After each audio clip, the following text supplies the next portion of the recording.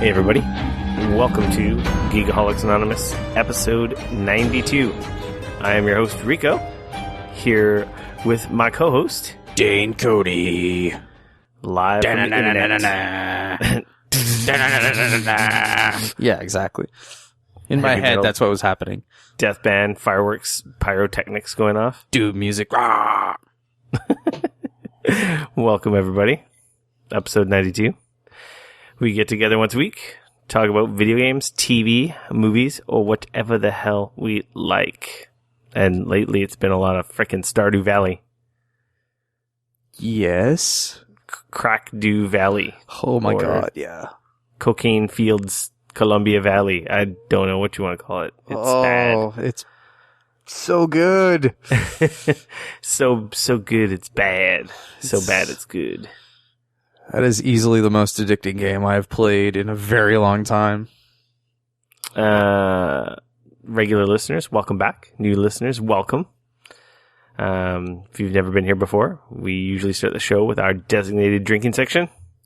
Yeah. Get into some what you've been playing, news, public service announcements, free for all, and maybe one day we'll have emails and Facebook comments again if I ever get off my lazy ass, but not this week. For now, screw those guys. Oh wait, that's us. No, just my bad. Just phone me and yell at me over my voicemail, or hit me on Twitter. Yeah, For those of you who know my phone number and have done that. I might do that. So, Dane, What's up, dude? what are you drinking? Devil's Cut bourbon.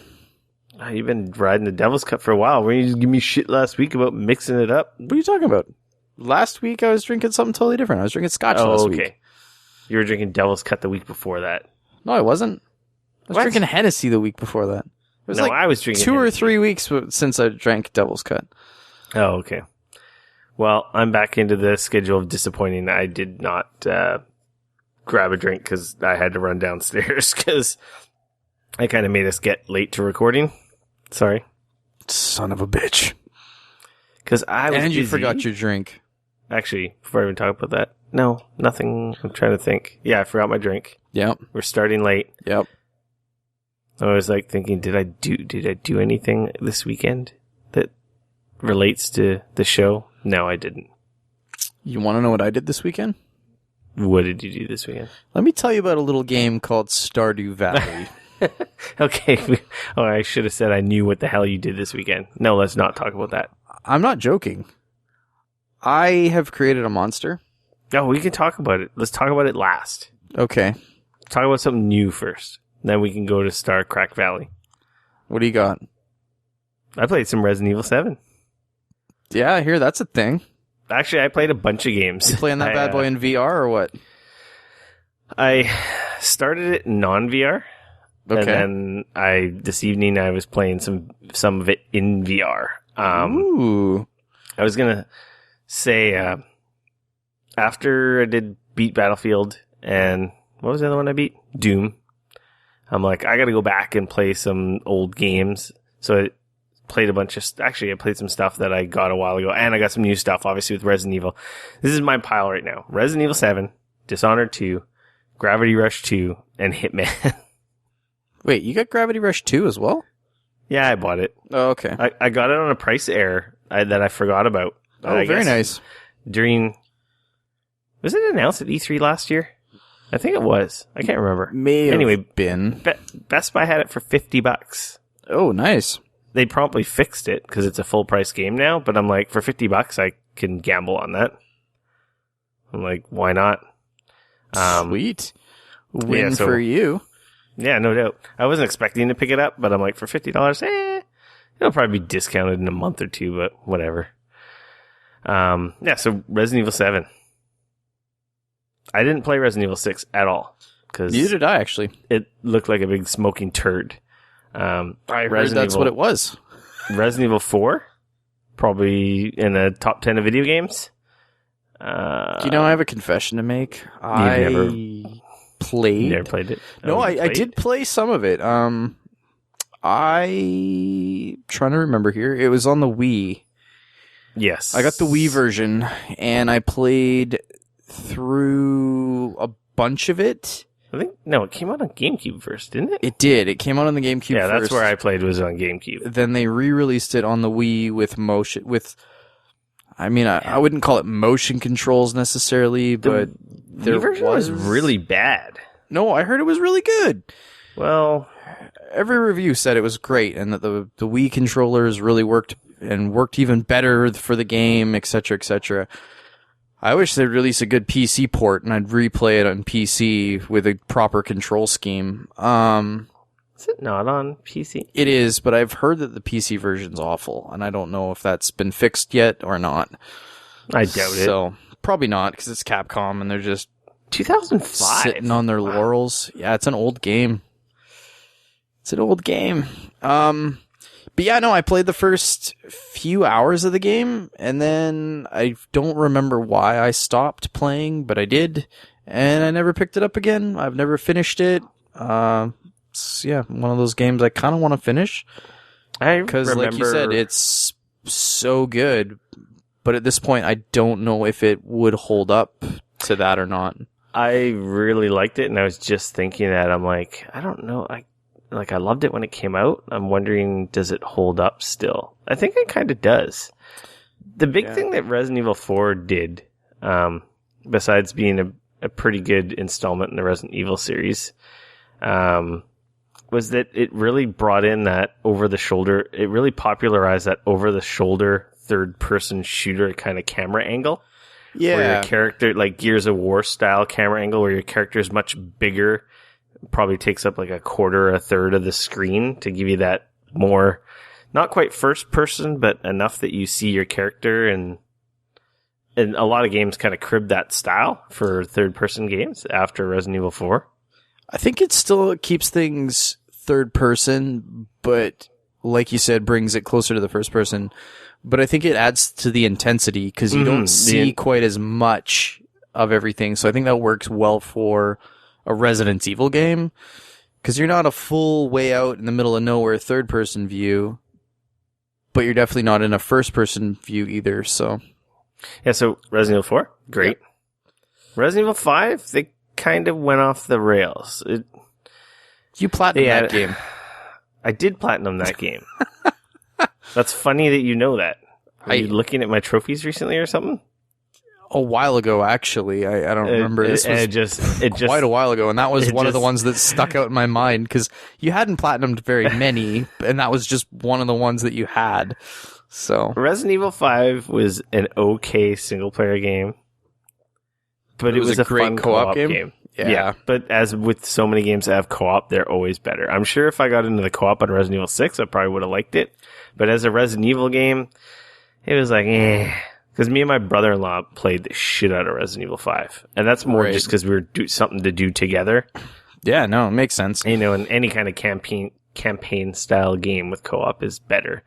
But, well, look at, what was it called there? Kane and Lynch. Game was awful, but it was great as a co-op game. So, Resident Evil 5, got good ratings, but fans of the series were kind of like not very happy with where it was kind of going, and then Resident Evil 6 just kept going that way. Right. So I didn't even play it. Like, I just had no desire to play 6. 7, I actually wasn't really, after the whole kitchen demo experience, and I wasn't very into it because I'm like, this is like scary as balls. Right. The Resident Evil is like straight up back to scaring the crap out of you. Survival horror. Right. It is a creepy ass game. This is what I've been hearing. I don't like scary movies. I don't like scary games. I started it, like I said, not VR. And it's a good looking game. I'm playing on the PS4 Pro. I don't know if it has any enhancements that are noticeable because I have no freaking idea. It seems to run all right. It's first person, so it's not third person like any of the other Resident Evils. That's a weird change for a Resident Evil game in my mind. So that's kind of makes it scarier because you've got your point of focus but you can't see. I feel like you can't see as much, and it feels kind of claustrophobic. And it's got this grindhouse, like Texas Chainsaw Massacre kind of aesthetic. It takes place in I think it's a made up city down south. Yeah, it's in Louisiana. This is like little, I don't know, it's kind of spoilery. It's the intro of the game. It's not really spoilery, but your character, his name's Ethan, gets a email from his ex-wife or his wife, or who is like essentially disappeared, and is like, "Hey, I'm here. Come and get me." I see.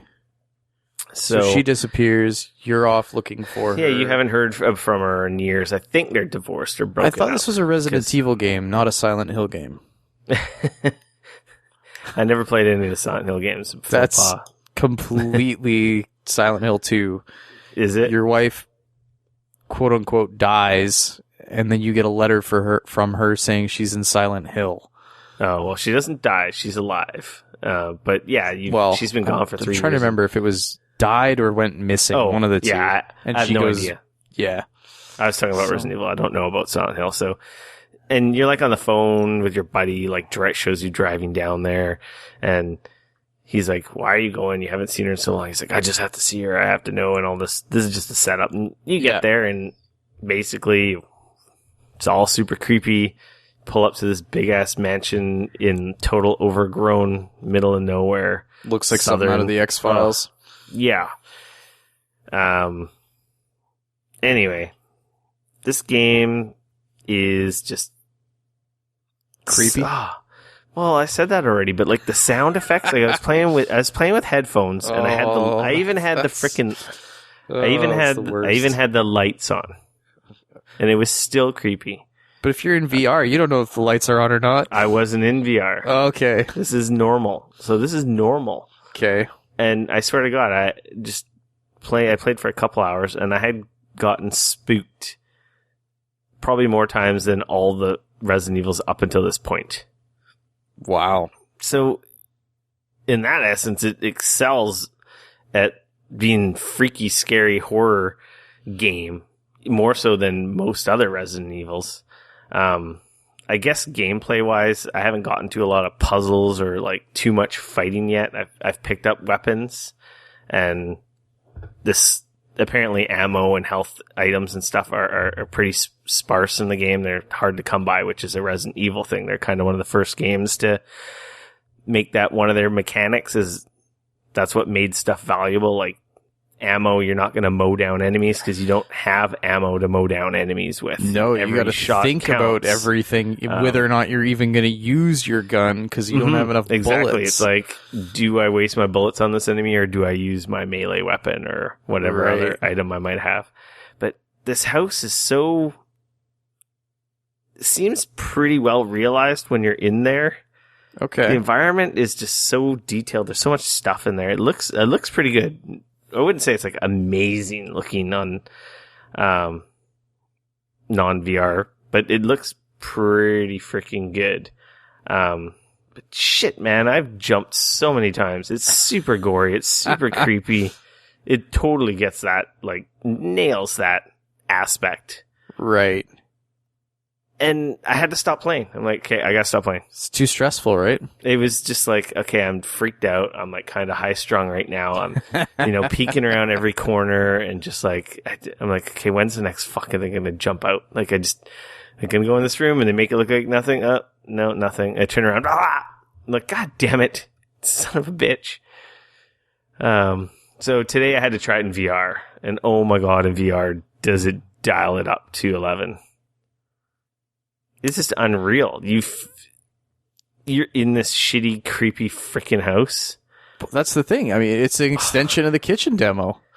You're there. You can't get out. You can't just look away. You don't know if the lights are on. They've done, like, there's a little tutorial for controls. Okay. So what they've done is they have, you use the controller, you move forward and strafe left and right with the left stick, like as if you would in any like first person game. And there's different control mechanisms for the right stick. So they have it by default where when you tap it, it just turns 30 degrees. Interesting. I didn't like that at all. No, that to me would be awful. No, it's weird, but I think they do that because then for the people get kind of wonky from the weird motion in VR. Oh, I guess I figure that's a solution for people who are really sensitive. I was listening to another podcast, the 8-4 podcast. I don't know if anyone knows about that one. They talk about Japanese games and stuff. Right. And they're from Japan. And you remember Jake from Galaxy? Yeah, those guys are great. Yeah, he is a huge VR proponent, and he was on their show, and like he loves VR, and he was talking about VR sea legs. Is a term that he didn't come up with, someone else did. I can't remember the name of the person he was mentioning, and I don't think it's really a term that anyone really came up with. Sea legs is like it's a thing, like right? You get your sea legs when you go out fishing. You don't get seasick. Yeah. You don't get seasick anymore. That doesn't bother you. You're just like fucking normal. So yeah, he's talking about VR sea legs, and was noticing like used to make him queasy. That doesn't certain anymore. Stuff. And he's like, and now not at all. He's like not phased. Quick motions, nothing. He said the only thing that bothers him in VR is he plays Dirt Rally on PC, I think, in VR. Okay. And he says when the cars crash and it flips around, he's like, yeah, I just close my eyes. He's like, I can see that. He's like, that's too much. But anyway, I don't get the VR wonkiness. I don't know if I'm lucky or what. I don't get it at all. So I put it on the normal control where it's like a full first person shooter. Now, they lock your horizontal motion, so it's not totally crazy. And you look up and down with your head, right? When you want to look up and down. Interesting, but you can't look sideways? No, you can look sideways. You can look every direction. So it's just like a first-person shooter. Okay. Controls just like a first-person shooter, except for your right stick doesn't allow you to move the screen up or down. Your head does the up and down. But you can turn left and right with the right stick. Make Weird. sense? Okay, yeah, I think so. That's it's still just to weird. It's to make it more stable, because if they totally tied it, then you'd have your head fighting against your right stick control. Right. You know what I mean? So yeah, I think I know what you mean. It would be too wonky to always be moving, and that might make you feel queasy, right? Okay. So it works really well. I like that. It's on a slow speed. There's like a bunch of adjustments you can do for the VR. And it even says it's like, oh, there's all kinds of adjustments and play with them. And some may make some users uncomfortable. And so it's like experiment. But, I put it on that and it seems great. Now in Fair VR enough. with the 3D audio, oh my Lord. Yeah. Makes you unpleasant in the nether regions. This fucking game. I hate scary games. I don't know why I bought this game. I know why I bought this. I was going to say, you don't like scary games, and yet you bought what is arguably the scariest Resident Evil game they've ever made. I had to, because it was curiosity. I want to see a full game. It's a full AAA game in VR. Right. It's essentially the first one. So you wanted to know what this is going to look like moving forward. Like, even compared to Vive and Oculus, I don't even think they have a AAA caliber game like this that's a full VR game. Here's a question. Did Resident Evil 7 come out with VR support on the PC? Because I know it launched on the PC. I don't think so. No? No, I think it's PlayStation exclusive right now. I don't doubt that it'll probably come to Oculus and Vive. Interesting. But I think it's a PlayStation exclusive. It's really cool in VR. When you're not getting your ass freaking handed to you, the combat feels good. Like, I did the shooting combat in VR, which is, left trigger to... draw your weapon, right trigger to shoot, or iron, down the sights. But it's not really down the sights, because basically your head controls the gun reticle. So where you're looking is where you shoot, which worked really well. Okay, yeah. I didn't have a hard time headshotting the one enemy that I blew away. That makes sense. Mm-hmm. I think that would be a good way to go about it. Like, I hate scary games, but I'm really enjoying it. and I hate it at the same time because it's making me feel so much. Like, it's a new experience. It's not just a little bite size. Here's 20 minute. This is a full game. Like, I just saved it. I gotta pick up. Apparently it's 8 to 10 hours long. Wow. Okay. It's got your Resident Evil elements like puzzle solving and, stuff like that. The mansion got all these different hidden rooms and secrets that you find and navigate your way around. The environment is so cool though. Like, do you have a backpack that you gotta Tetris style, like in the old games, or you've got an inventory with like slots and different items take so many slots. I haven't gotten enough stuff to fill it up. I don't know if it's upgradable. I haven't gotten that far. Okay. It's weird because it's got, if you ever played the demo of Resident Evil 7, I didn't actually. That's such a small chunk that's in the start of this game, but it's a very small chunk of this game. It's like a little middle bit in the intro sequence because, like, I guess the first hour, the game clock says I've played around an hour, but really I've played more than that. I don't know how it calculates that because I've played more than that. Okay. But there's the intro, and then like you get into the game proper, which is kind of where I'm at now. Oh, because there's the whole I guess prelude to the game takes place in the guest house, and after a certain event, now I'm in the main mansion, and yeah, shit's getting real. And if you've seen the image, I've been introduced to the family. Yes, I've heard about this quote unquote family. Like I said, it's literally Texas Chainsaw Massacre. What's that Rob Zombie? House of a Thousand Corpses? Yeah, it's got totally that vibe. It's super eerie and gross and dirty and disgusting. One of the reviews that I read was saying that they make the family almost seem like cannibals, almost seem a little bit like zombies, almost seem just super psychotic. You're not really sure what you're going to get. I don't know, and when I'm going to see the there's got to be something that connects this to Resident Evil, right? They've called it 7. It's not your police. It's not your Raccoon City Umbrella Corp, but I'm sure something of that essence has got to be linked to this at some point. We'll find out. There's got to be some sort of virus or something that's getting released and making monsters and shit. There's definitely some weird shit going on, because I don't want to spoil anything, but there's definitely some stuff in here that's like, oh yeah, that's Resident Evil. That's good. I'm glad to hear it. Oh, because that first Resident Evil game, if you were old enough like us to have played it, it changed the landscape for video games at the time, where suddenly video games could be freaky as shit, but it was actually effective. It wasn't just playing Friday the 13th shooter on the regular Nintendo or Super Nintendo even. Those were... You were so disconnected, there was no real fear factor there. It was gory and stuff, but that's really about it. And then this game came along, and it was so deliberate, it was so slow. Part of it was the controls, which at the time seemed like they worked. But yeah, the tank controls were awful. It's like an adventure game meets shooter.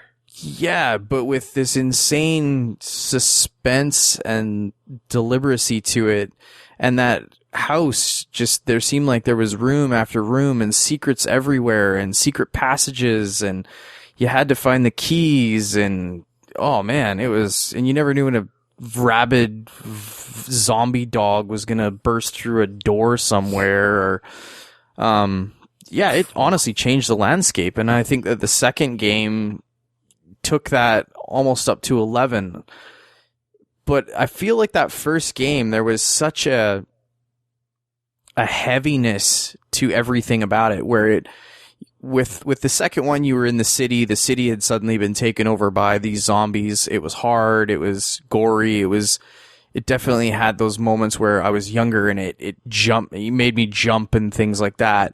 But that first game, I think, will forever be ingrained in my memory as by far and away for me at least, that first truly scary game that I had to play in small bursts because it stressed me out too much.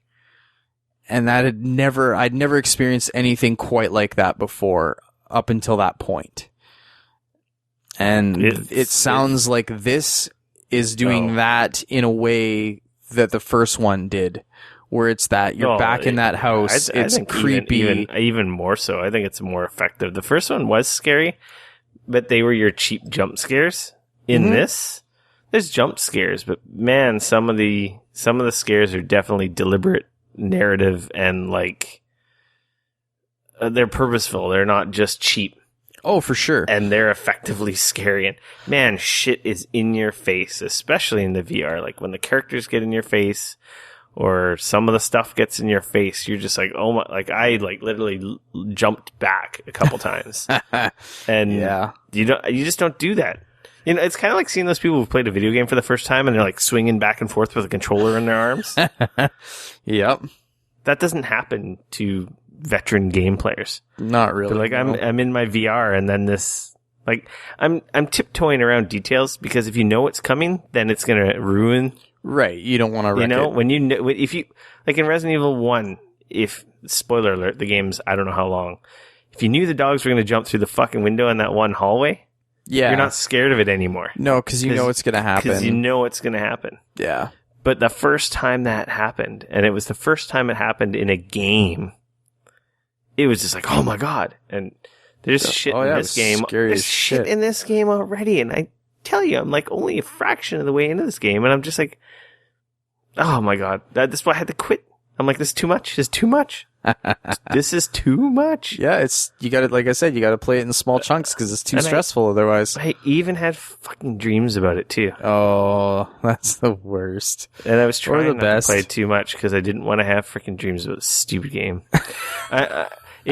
You know, if it didn't have the VR thing, I don't know if I would have picked it up because I'm not, like we already said, I'm not into scary games, but it's kind of cool to get out of my comfort zone. It's definitely doing something, like I'm feeling something, and that's why you watch and play and do things, is for experience.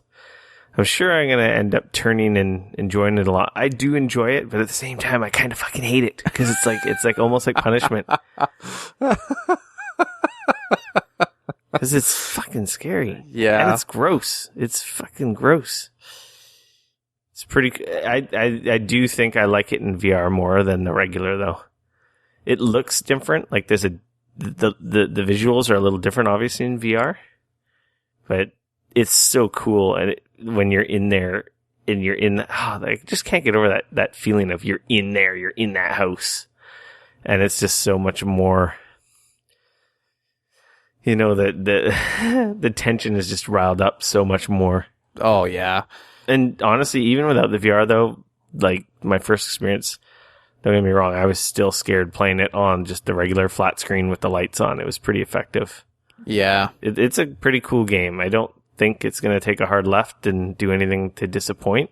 No, I've heard that it's a pretty solid game all the way through. I have heard that the beginning parts of it are a little bit different. But that's not necessarily a bad thing. I mean, overall, it's been getting really solid reviews. I think the beginning is kind of like an intro. Yeah, and I think it's a bit of that slow burn too, right? Where they're setting up a bunch of stuff, and it is a setup. It's like this is what you're getting into. So this is what this is. Be prepared. Yep. And then I think now that I'm in the game proper. It's like, okay, I know what's going on now. And it's a cool intro. That first I guess I don't know what you want to call it. The opening section of this game is really cool. Yeah. I'm impressed. And I think people that have been disappointed with Resident Evil, veering from where it started, are going to be pretty happy too. Because Resident Evil's not a first person shooter game. It was a survival horror game. Wow. No. That's good. That's awesome. I'm super happy to hear that. It sounds like Resident Evil is back on track to being Resident Evil. Yeah, and then of course frickin' Nikki, while I was playing it, she could see because I had the TV on, which I technically didn't need to have the TV on. She knew where I was, and then she like waited and she like pushed me. Mini heart attack. Did you yelp like a little girl or what? I didn't yelp because Adeline was like going to bed, so I had to like contain myself. But I had a mini heart attack. Maybe just a little bit, like maybe a little bit of pee came out, just a little bit. And she's like, "Oh, this is going to be so much fun," and I'm like, "I hate you." Oh, that's funny. Well, I'm glad that she took it in stride. It's pretty cool. It's definitely different than something. I guess a lot of people are comparing it to Outlast and some of the other like horror games that have gotten popularity on PC on the internet. Yeah, I'd heard the beginning. People were saying it has similarities to Amnesia. I never played Amnesia. I didn't either, but I did watch some other people that had. I own Amnesia on PC. I think I got it in a Humble Bundle at some point, but I never played it. Yeah, it's a horror game. Creepy as shit. Amnesia is an interesting one because you don't have weapons and you don't shoot anything. It's totally all based on part of the fact is that you can't really do anything besides hide. And apparently apparently it's scary as hell. I said, I watched some people play it back when it first came out. And I don't like these games, so even though I own it, I'm like, yeah, no, I'm good. But this is a little different. I got to do the VR thing.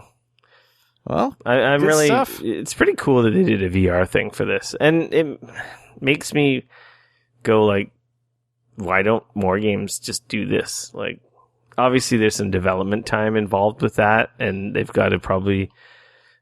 I think the other thing you got to remember too, though, is the game. They had transitioned this game into a first-person view, and I think that also helped, right? But for other first-person view games, you think that there must be some kind of method, like, but I guess you have to do different assets, come up with control schemes so your players aren't puking their brains out. It's obviously a little more than just pushing a button. Here's VR mode, bloop. But that would be pretty dope if it was that easy. Yeah, that would be great. Because I'd like to play everything in VR if possible. Once you have a taste of good VR, you just want more of it for sure. I so played some of that, and then before I played this, because just came out like a couple days ago. I was been playing. Actually, my whole weekend was pretty much playing Dishonored 2. Very nice. And I've talked about that game already. I don't know if I talked about it at length, but that game's real good. Yeah. That game's wicked. The characters are cool. The environment is amazing. The level design is awesome. The graphics are beautiful. I played the first game. Actually, I did some research because if you buy Dishonored 2, it comes with like a code for the Dishonored remastered edition. I don't know what the hell they call it, the definitive edition or something. Yeah, the definitive edition. Yeah. And I never redeemed it because I own Dishonored 1 on PC. Same as me. Oh, are you playing Dishonored 2 on PS4? I'm playing it on PS4. Oh, okay. This is what I'm getting to. So I was like, am I going to redeem this code? I'm like, I have it on PC. Am I going to play this remastered version? So I looked online, Digital Foundry, blah, blah, blah. And they're like, PC version still superior compared to that absolutely. definitive edition. They based the definitive edition off of the PC version. So I'm probably just going to end up giving that code away. But anyway, so I launched my old Dishonored because I was playing Dishonored, 6 months ago? Yeah, we both sort of started it because we both felt bad. So I think I got halfway through. I got pretty far. Okay. And then I don't know what took me away from it, but something did. One of the million shooters we played or something else. And I just never got back to it. I hadn't seen it on my monitor. So I'm like, oh yeah, I should launch up Dishonored. Of course, it supports ultra wide. Sweet. Very nice. But man, it runs so beautifully. Yeah, it's buttery smooth, and it looks great. That was the one thing that made me kind of upset because I was playing Dishonored 2, and Dishonored 2 looks beautiful. Like, the level of detail in Dishonored 2 is, like, cranked up to It's so much more detailed. I'm still amazed that you bought Dishonored 2 on PS4. Okay, I'm going to get to that. You got it on a crazy deal. I know. No. What? No, I didn't get... I don't think I got Dishonored 2 on a deal. I thought you did. No, I got 20% off because I got it through Amazon Prime. But yes, there you go. So it's super detailed. The environments have much more going on compared to Dishonored 1. The characters are more detailed. Right. It's just a better looking game. Like, even on PS4, Dishonored 2 looks better than my crazy ass performing Dishonored 1 on my PC. Just from like visual standpoint. I would hope so. And it's running 4K on the PS4 Pro. Nice. But the thing that makes me so sad is it's only 30 frames a second, and when you see Dishonored 1 running at a bazillion frames a second and how smooth it plays, yep. Even though Dishonored 2 looks fucking amazing, it still kind of makes me sad face. Kind of wish that you could have that 60 frames, man. It was a disaster on PC. So, was it really bad? When it first came out, I think it's good now. And I kind of wish I had it on PC now, but it's too late. Whatever. It looks awesome. 4K, beautiful game, 30 frames a second. It plays just fine. Fair enough. To answer your question why I got on PS4, single-player campaign games, I kind of find I finish on consoles easier than on PC. I get very, like Dishonored 1, for example. I stopped playing because I have it on PC. The problem when I play PC games is I have pop-ups, notifications, and lots of hardcore friends always playing on PC that always seem to message me. And take me out of what I'm doing compared to when I'm playing a game on a console. It's called playing offline. It's true, I could do that, but I find playing these single-player, story-driven campaign-style games. Yep. I find on the big 55-inch 4K TV, well, it wasn't 4K before, but on the big TV... and then I can come downstairs and play it on my big freaking projector. I find it's a different type of immersion because there's no distractions, and I seem to complete those games easier on console. Does that make sense? Yeah, like for me, I'm anybody that's listened to the podcast before knows. For me, it's all about the control scheme. I want to play first-person games with a mouse and keyboard. Yeah, and first-person Twitch shooters and action shooters and most first-person games I want to play on my PC. Yeah. And I don't know, with Dishonored 2, I think I don't know, See, now that, the fact that I played, or am playing, I should say, the first one on my PC with that control, and it works so well... I could not. I know myself well enough to know that if I played it on my PS4, it would look so good and it would still run great and everything would be. But the entire time, all I could be thinking is, man, I really wish I had a mouse and keyboard right now because this would be so much better for the control scheme.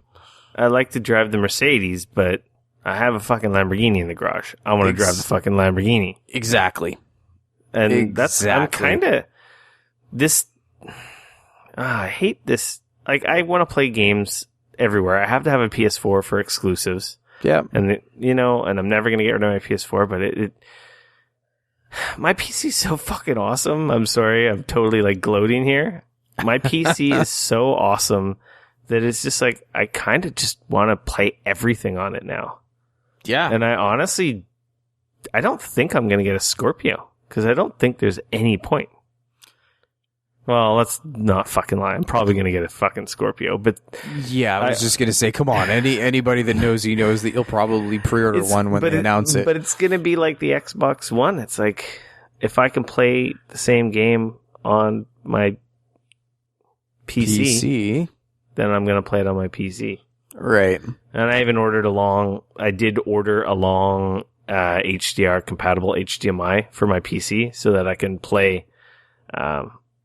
stuff like Battlefield and Hitman's getting HDR. I'll be able to play stuff like that on my 55-inch if I feel like it and have HDR on my PC. That's pretty sweet. I actually bought a Switch. I found a Switch, so I'm going to go on a tangent here.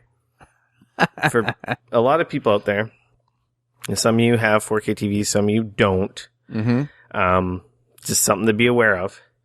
If you buy a lower end or mid entry point 4K HDR TV, even some high-end ones, you just gotta You got to dig into the HDMI inputs and their compatibility.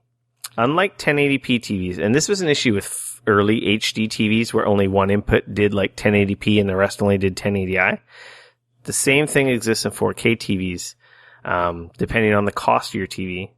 Some of them only have one or two 4K 60 hertz HDR compatible HDMI inputs, even though it'll have 4 or 5 inputs. And then some of those other inputs might not even be compatible with 4K, let alone 4K 60. They may only be 4K 30. So just be aware. So with my TV, it has 4 inputs, 4K, 60 hertz across all of them. 4K is limited to 60 hertz, 120 hertz, 200 and whatever hertz TVs. That's all digital processing on the TV side of things. Yep. But the HDMI standard is 60 hertz. So mine has 4K 60 across all of them. Fucking great. That's awesome. That's a good thing. But it only has HDR out of one. Only one port has HDR. Yeah. Because HDR requires HDCP 2.2 and it requires 18 gigabit capable HDMI cables. Yeah. So most old HDMI cables will work with 4K, but they won't work with HDR. This is something I noticed I think I talked about it with my Xbox One S and Forza and having washed out colors and stuff. So anyway, I bought HDMI 2.0 cables. Yeah, I bought new cables and because of my unique situation, well, I have a PC, PS4, Xbox One S, and they all run HDR.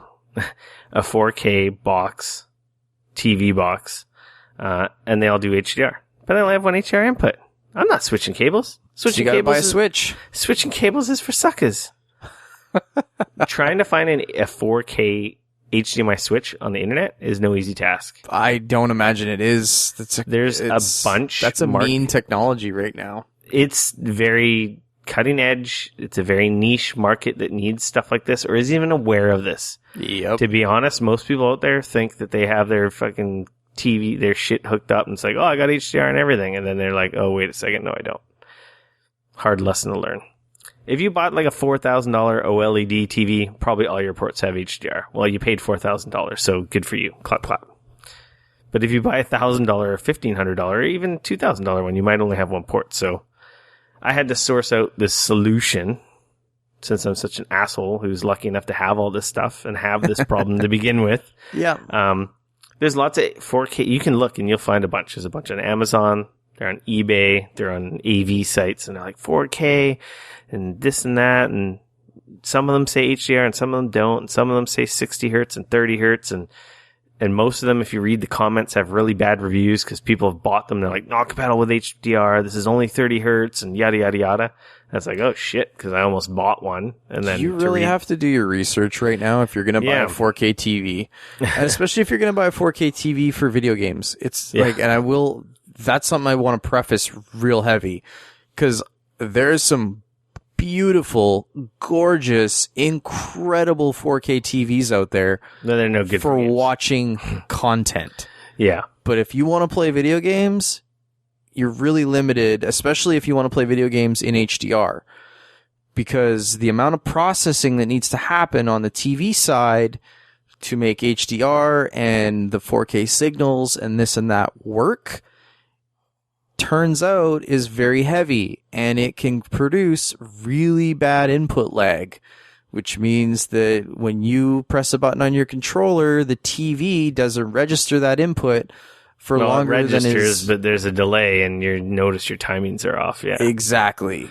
So for video games, not awesome. No, so not awesome. Definitely, if you're planning on buying a 4K TV, very specifically or very much focused on playing video games, do your research. Make sure you know what you're buying because, again, there's some gorgeous TVs out there that are terrible for playing video games. Yeah.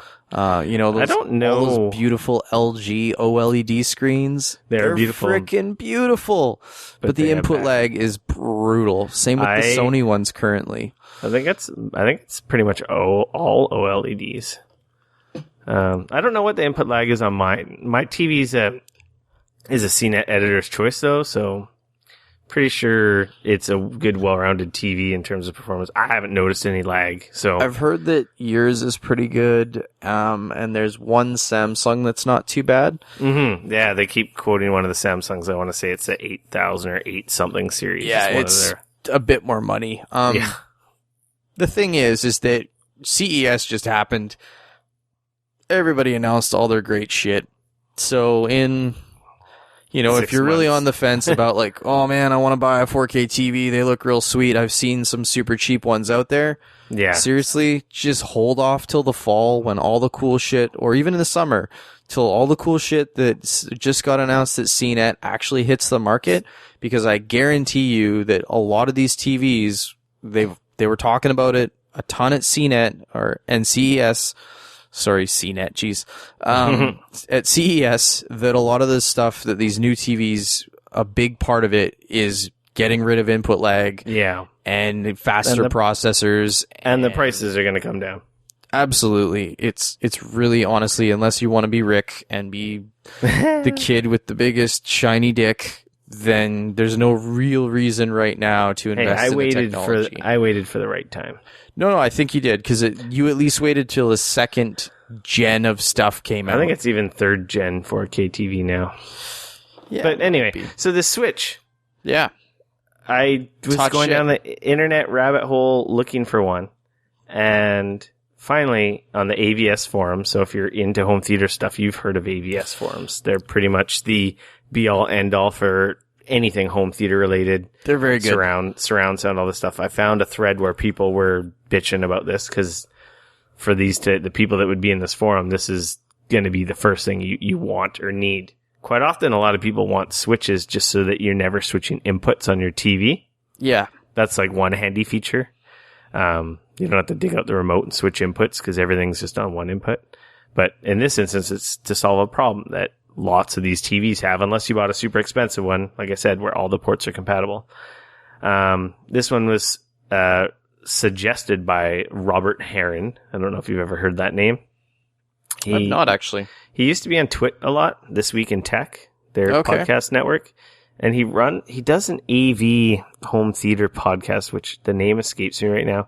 He's like one of these guys who's Dolby calibration trained. Like, he's a freaking AV surround movie home theater THQ guy. Certified, et cetera, et cetera. But yeah, he's one of those guys. And Fair he enough. has a show on the internet that talks about stuff. He has a podcast. He's a well-respected name in this field of knowing this kind of stuff. And he suggested this particular Switch.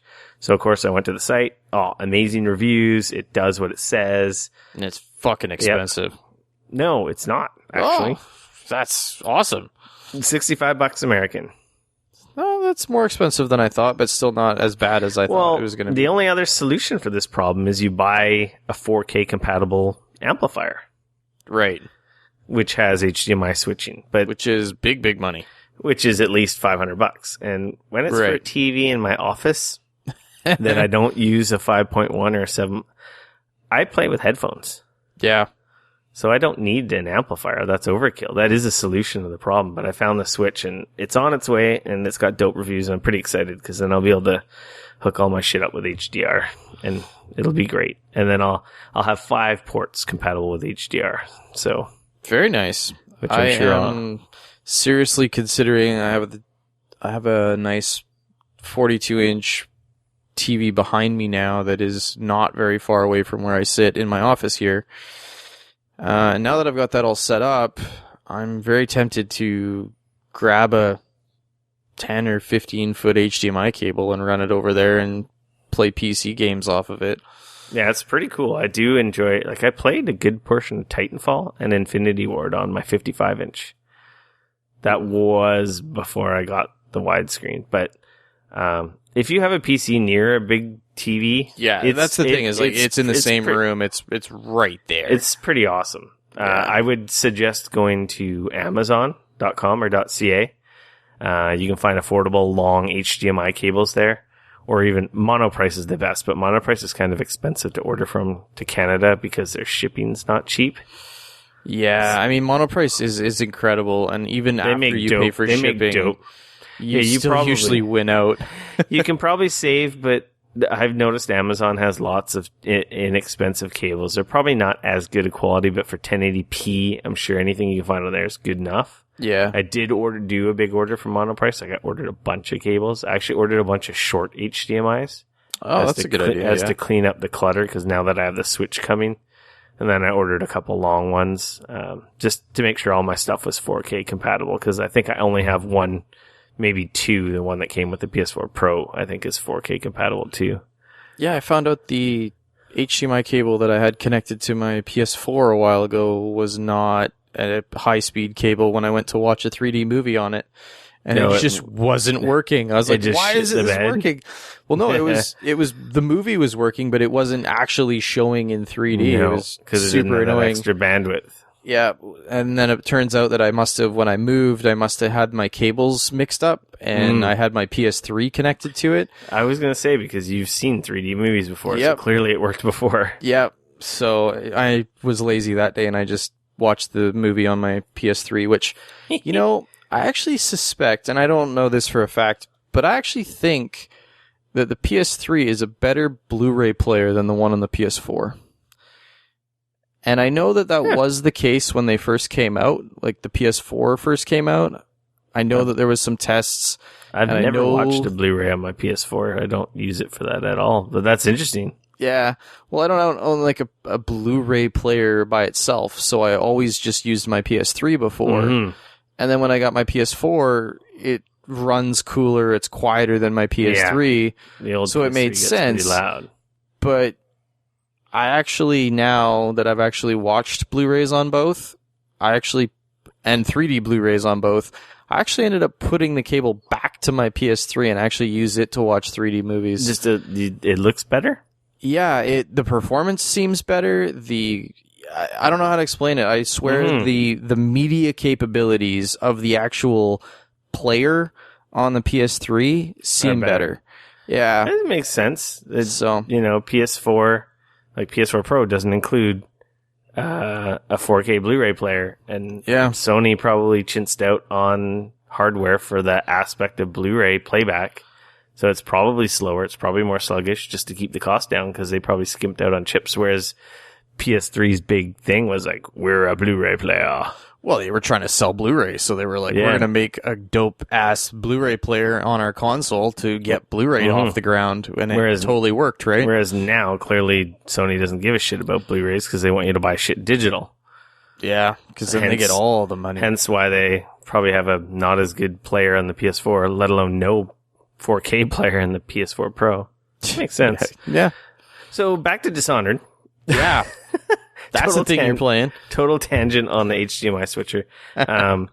I'll put a link in the notes, or if anyone wants to know, the switcher is, it's by Sewell is the name. Okay. Sewell or Sewell. Switch Deck, 4K HDMI switch by Sewell, 5x1. So yeah. SewellDirect.com. But yeah, nice. Dishonored 2 is dope. That game's really good. It's a beautiful game, man. That world is so well realized. The voice acting is amazing. There's a lot of big names in that movie. In that game, you mean? In that game, sorry. It's kind of, I don't know how much I talked about Dishonored 2 compared to the last one, or just even on the show. Dishonored 1, you kind of had like a hub hideout area. Yeah, your friends you'd go back there and you'd upgrade weapons, and you'd, unlock powers, and you'd chat and figure out your new target and your new mission. Yeah, this kind of like a downtime area. Dishonored 2, I'm sure I talked about it before, but it was months ago, so I'm going to kind of go over this again. It kind of opens up with you getting overthrown off your throne. Your big bad witch from the west comes back home, who claims she's your aunt. Right. And essentially throws a coup. Full of shit. Yeah, and she's full of shit. Throws a coup and captures your father, and you just escape. Right. And then the whole story, and the game opens up where you choose who you want to play as. You play as Corvo from the first game, Emily's father, or you play as Emily. And the game opens up with you make a choice of who you're going to play. Oh, very cool. Their powers are a little different and so forth. Who are you playing as? I'm playing as Emily because I played as Corvo before, and I wanted to see her powers. She's got really cool powers that are different. Nice. A lot of her stuff seems like very shadowy based. You can transform into this like... Did you watch Game of Thrones? I've watched the first, was it 3, maybe 4 seasons? So you saw the episode where the Red Witch created that monster? Yeah. That shadow monster? Yes. Emily can transform into like a creature like that, kind of like the Darkness almost. Oh. But the Darkness he's not like invisible. When she turns into this shadow creature that crawls along the ground, as long as she's not moving, enemies don't really see her. Or her like visibility is greatly reduced, and you can sneak up on enemies and execute them or take them out. Right. Which is something that Corvo doesn't have. And Corvo had a blink to get around. It's like a short distance teleport. Yeah, it's like she has this like, to go with these shadow powers, this like claw extends from her and like pulls her forward. And you can actually, you upgrade it later on in the game. And I'm at the point where I can actually pull enemies towards me and kill them or knock them out, which is really cool because it makes handy for, it's kind of like the Spider-Man, like zoink, pulling a guy out of the snare, and his friend's like, huh, what happened? Where did he go? And she even has some more powers that I haven't unlocked yet. Right. Decoys. It sounds like she would play fairly different than Corvo with his blink and stuff. She's very different. It's like a blink, but she's very different. Her powers really revolve around manipulation of the enemies and distraction. Nice. They're really cool because she has this power. What's it called? Oh man, I'm having a blank. Where she can link enemies. And at first you can link 2 enemies and you can upgrade it to 2 and 3. And whatever happens to any of those linked enemies affects all of them. So if you link 3 enemies and you kill one of them, they would all die. Oh, that's pretty cool. So you can link that, and then you can go into shadow form, and then you can knock really out, mess shit up. Yeah, you can walk in and clear a room, and no one would know you're even there, which is really neat. I know Corvo has powers and situations that allow him to do the same thing, but with her, they're totally all new. So after you basically escape this coup d'etat that you've lost the kingdom, you're wanted because your aunt, she claims she's your aunt. Right. And she's back to fix things, and because your mother was executed, and that's like kind of the whole story of the first game. Anyway, you're on the run, and now you're wanted, and you're working to find proof to find out who she is and get back your throne and get revenge on everyone. That's kind of like the whole crux of the story. Yeah. And because you're kind of outed, you've gone down to where they came from. That's the Karnaca. That's the city of Karnaca is where they came from. I think it's down south compared to Emily's kingdom. Yep. So you're based on a ship. You don't have like a hideout. You just have this ship. Oh, that's kind of cool. Mm-hmm, that the captain, her name is Morgan. And she's actually played by Rosario Dawson. Oh, nice. Yeah. So that's it's like, super cool. Through this whole game, there's all these... Sam Rockwell is in this game. What? Yeah, he's like an amazing actor. There's That's awesome. So many well-known... The main bad guy... not your aunt, Delilah, her right-hand man, his name's escaping me. Mm-hmm. He's Vincent D'Onofrio, the Kingpin from Daredevil. Oh, wow, that's super cool. Voices him. So the voice talent in this game is top-notch. The environment, the environmental storytelling in this game is top-notch. The traversal and the puzzles, and we've talked about it with the first Dishonored months ago, is this, the cool thing about this series is there's no one way to do anything. There's multiple paths. That's one thing I love. Like that series does probably the most incredible. I would go as far as to say that game, both the one that I've played, which is Dishonored 1, has arguably some of the best level design I've ever seen in any game ever. And they just ratchet up a notch in this one. It's so well done. Do you remember when we were at PAX and they showed that demo we saw at PAX with the Jindosh, what's his name? Jindosh. His last name's escaping me. Anyway, he's like he's the Queen's like essential mad scientist genius who's created these mechanical soldiers. If you remember, we saw a demo where they showed this mansion that manipulated itself, like walls shift, and it's almost like a puzzle box. Yeah, it looks super crazy. That's the level I'm on right now. It's really freaking very cool. So it's like a transforming level. It's a mansion where walls fold in on itself and rooms transform into different rooms, and you actually get in behind the walls, and it's not just like it really transforms. It's not just like video game tricks where this stuff just disappears. It all like actually mechanically happens, and you can get behind the scenes and see the room that's all folded up and compacted, and the furniture that's like moved out of the way to make room for the new room. Oh, that's cool. It's so cool. This game is so well done. So I played a bunch of that. I don't know how many hours in now, but double digit for sure.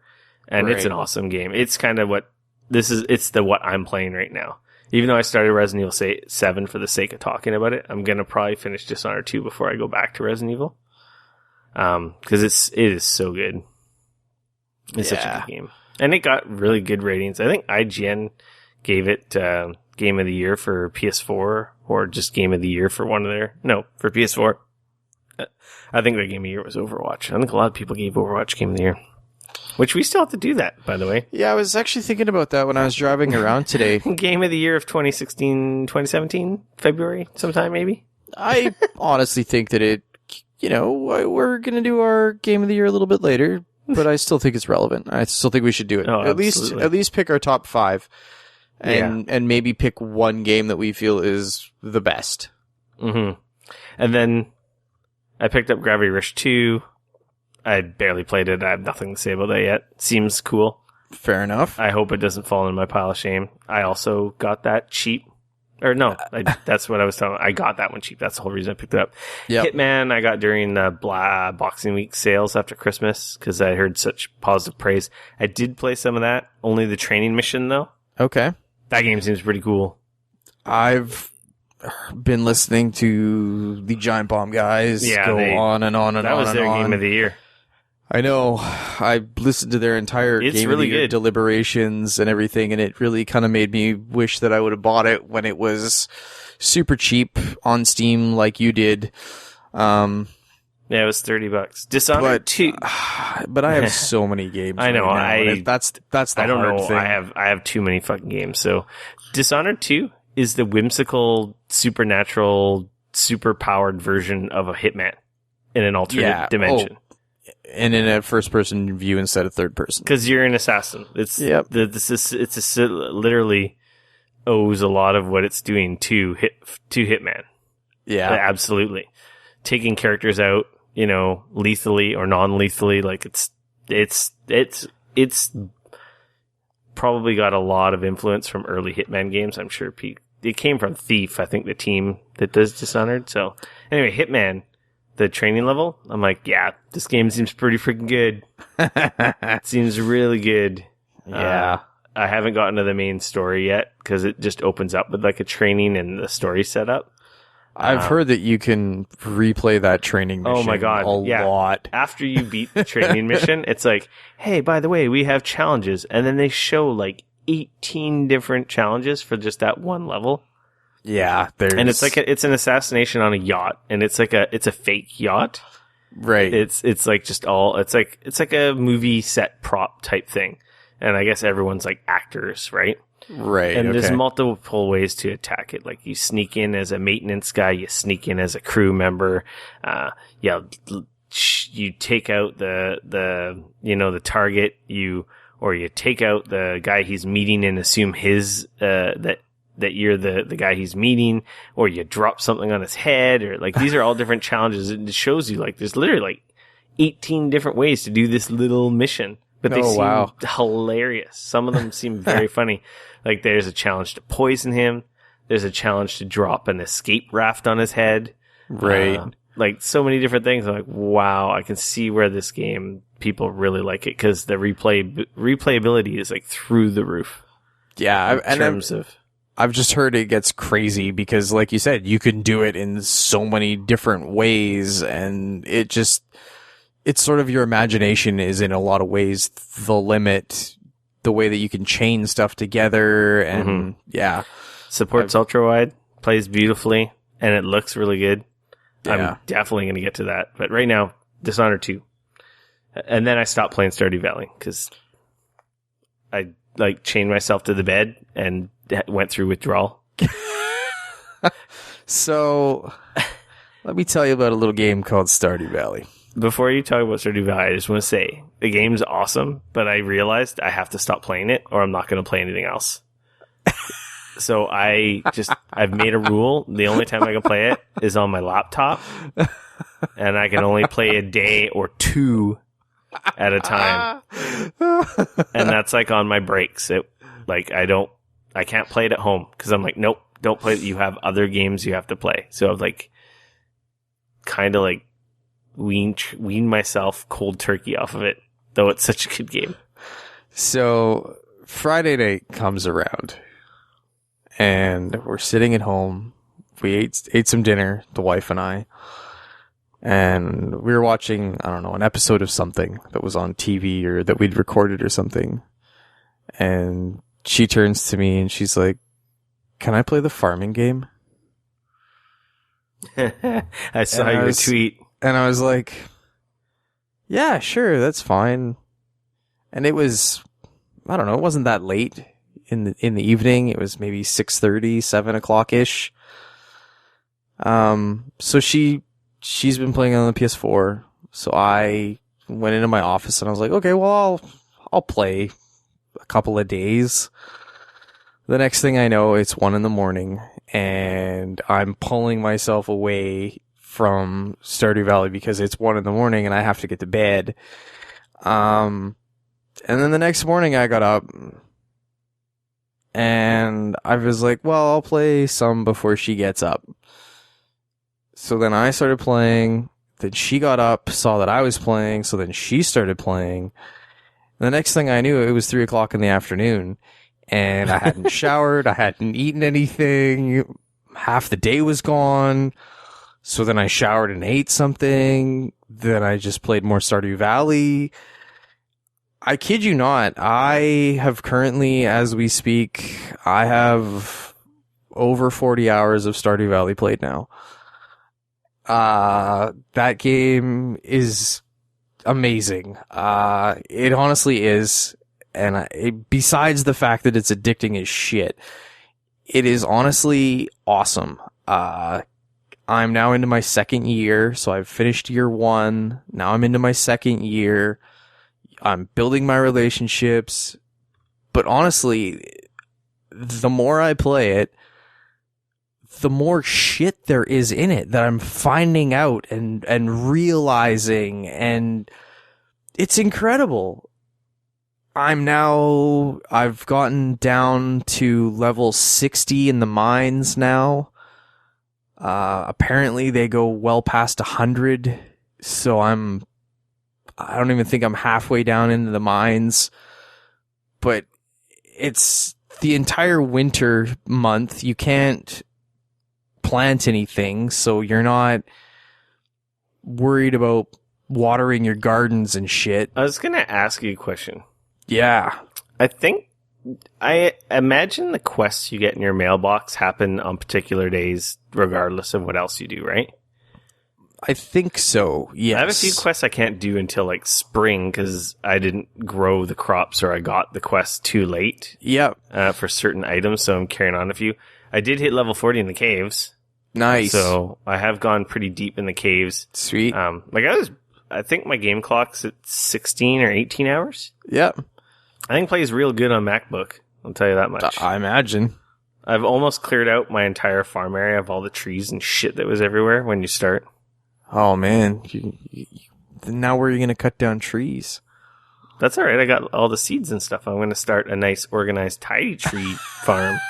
Not a random, non-OCD trees all over the place. What are you going to do for your hay, man? I got a corner with grass growing, man. Nice. I figured these things out. Thought about these things. All on my own. So I've got a barn now. I've got... That's what I'm trying to figure out to do 3 cows and a goat. I don't have any cows.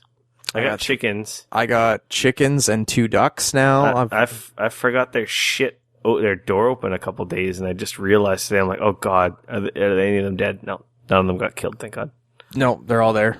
I was gonna ask you. I close the doors at night, but I let the chickens roam around during the day. It probably makes them happier, right? Yeah. Oh, that's another thing. Say hi to your chickens. Click on them. Just pet them once a day. That will go super.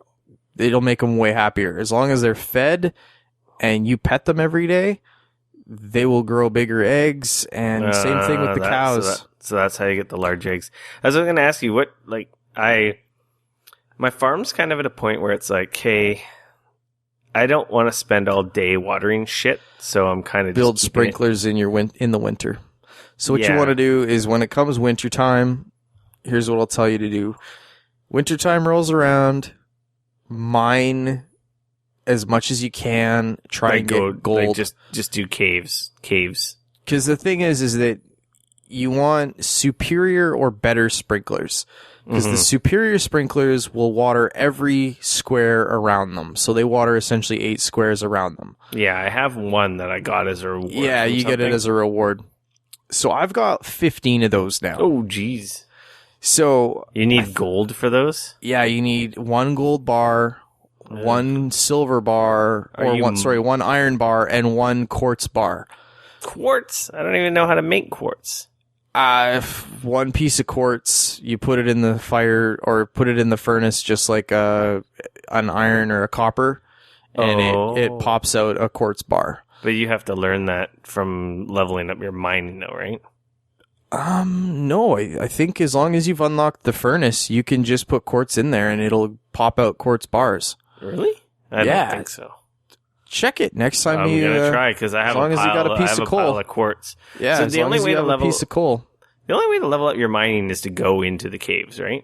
Yeah, just mine and just go smash rocks. Yeah, I did upgrade my pickaxe and my axe. They're both steel versions. Nice, that's good. And I upgraded my watering can to copper. Cool. Yeah, I was gonna say I waited till the winter to upgrade my watering can because I didn't need it in the wintertime. It happened. I did it over a storm, so I wasn't fucked makes by sense. it. Fair enough. So it worked out really well. Little tip. I don't know if you found it yet or not. I found it. Are you talking about the watering can? No. Oh, okay. I thought you were going to say with the watering can, when you upgrade it, if you hold the button down, it upgrades 3. You can. That's pretty cool. Squares. That is pretty cool. I did find that out by accident myself, actually. Okay, what were you going to say before I... If you go south from your farm, and you know where there's the traveling merchant that shows up on, I think it's Fridays. Oh yeah, for me at least, it's roughly on Friday.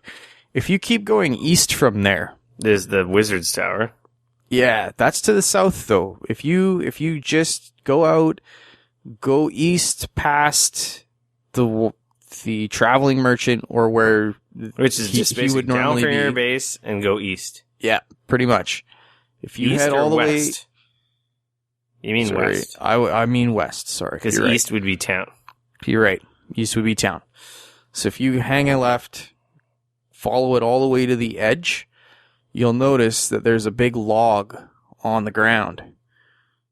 And you need a iron axe or higher to cut down the log. And if you cut down that log, there's a secret forest past it. What? Yeah. What? And there's 1, mushrooms grow in there that you can't find anywhere else. And 2, if you fish in that pond that's in there. Oh, is that the lake fish where you get the lake fish from? Yeah, you can get one of the special fish that...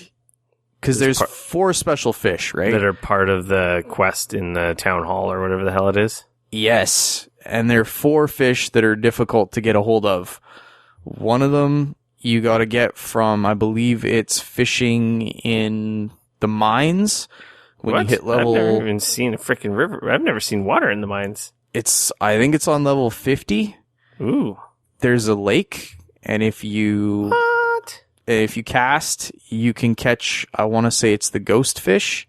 Ooh. Or the cave fish, something like that. So you get one from there. You get one from the one in the secret river area there. And there's another one that's in an area that I have not unlocked yet. But I don't know if you know this, but if you finish the quest, I believe it's the fishing quest. Mm-hmm. It unlocks the bus, and it makes Pam go back to becoming a bus driver. And then you can pay a small toll, and you can jump on the bus and go to the desert. Ooh. And there's another fishing spot in the desert that you can get the sandfish. Not only that, there's pretty much like the highest level. There's like another mine in the desert that you can go into, and it's got pretty much the best stuff in the game. It's sort of like the high-end mine that you go in and get some crazy stuff. Also, you can buy starfruit Jesus Christ seeds in the desert as well. Man, this is what I'm talking about, dude. There is so many layers to Stardew Valley that I play it, and I there's times when I feel like I'm just still scratching the surface. Like, here's another thing that I didn't realize. The more people like you in the game, like, so you can give gifts to other people in the village. You can give them anything, like flowers and food and... So here's what you want to do. You want to give them something that they love on their birthday. How do you know what they love? That's a great question. I won't lie. I have totally just cheated and looked it up online. Because I tried figuring this out to see if they mentioned stuff they liked, but they've never, when I've talked to people in town, they never say anything they like. Yeah. So I think it's just you find out by giving them everything. It's like, that's stupid. That's nice. Oh, I love this. Yeah. And some of them are, some things pretty much everybody likes, and that I've found out. And then there's other things that only certain people like. Mm-hmm. But the key is that if you give somebody something on their birthday, it's like 750% more friendship points on that day. Mm-hmm. So if you give somebody that is like 0 or 1 stars something that they love on their birthday, you pretty much get 4 hearts out of it. Oh, wow. Yeah, it's awesome. And then now, you like sex them up after? Are wondering why you want to do this and why you want people to like you in the game. If people like you in the game, they send you gifts. Everybody wants to be loved. And you wake up in the morning and there's like letters. It's 3:45. And they've given you money, or they've given you gifts, or they've given you recipes. Oh, so, for example, I got the mayor, Lewis. He's now, I think I'm 3 or 4 stars friends with him. And I woke up the other morning and he dropped off a recipe with some, it was a spaghetti recipe with also a bowl of spaghetti. So, yeah. So you want people to like you. Also, you want to wake up in the morning, you want to turn on your TV, and you want to check, the weather to see what it's going to do the next day. Check the fortune teller. Also, there's friggin' cooking shows. That's where you get most of the recipes in the game. You watch them, you just get a recipe every once in a while. Oh, well, there's nothing to watch. It's all text-based. Yeah, it's just text-based. You unlock most of the recipes that way, which I had no idea. So I've got a kitchen. I've spent the money. I've got a kitchen now. It's great. I was trying to ask you, now that I've updated my axe and my pickaxe, I was thinking I want to upgrade something at my farm. Do I want to upgrade my house first, or do I want to save money for the freaking shit that gets you the horse? Because it says you can ride a horse around. Like, can you ride a horse around to get around the map quicker? Yeah. Oh, it increases your movement speed by like 30%. Oh, man. It's pretty significant. I don't have one yet.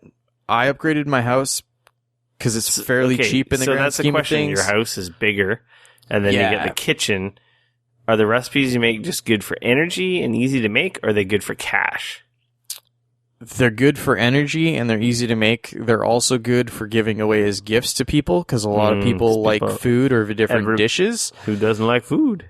The other thing is that a whole bunch of the dishes that you make give you not only benefits of increasing your health and your energy, but some of them will also make you better. They'll add, say, +2 to mining, or they'll add +2 to fishing, or they'll give you +2 to farming, things like that, which can help big time. Pluses to axe proficiency and stuff like that. Yeah. Cool. So, yeah, it is an awesome game, but I'm really trying to limit myself because it's so good that it just makes time melt away. I do want to play other stuff. I can definitely, I know, yes, time disappears rapidly with that game. And on one hand, it's awful, and on the other hand, it's incredible because you're having a great, I mean, I don't know, for me, it's super enjoyable, and it's so relaxing. You're just chilling, you're playing, there's not really a ton of stress necessarily. No, it is like a good palate cleanser. Totally. It's been awesome. It's just like straight up gameplay and like gameplay systems. So it is very refreshing. I will say, after playing so many. Don't play it too close to bed though, because you'll go to bed thinking about how you can better set your stuff up, or if you need to build more cheese presses because you want to maximize that. The other question I was going to ask. If I go deeper into the caves, am I going to start getting gold for free, or do I have to freaking buy gold? Have you unlocked the quarry yet? Where the fuck's the quarry? Okay. When you finish off, what is it? I'm in fall. Yeah, no, it's got to do with the community center. I think it's the first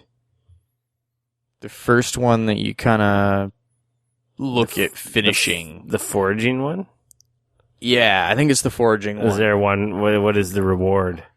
It unlocks the quarry. It fixes the bridge. Oh, okay. So the one that with the reward is fixing the bridge? Yeah, and it goes to the quarry. Okay, because I've seen the bridge, that broken bridge. It's down somewhere, right? From your place?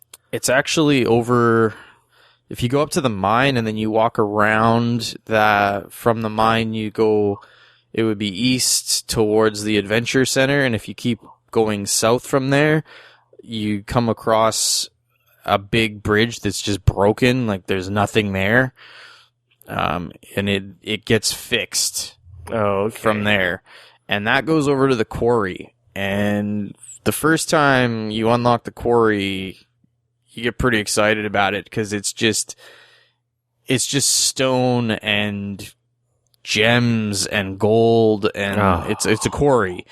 And the thing is that, of course, the first time you go in there, you just have a heyday because there's stuff everywhere, so you just grab it all.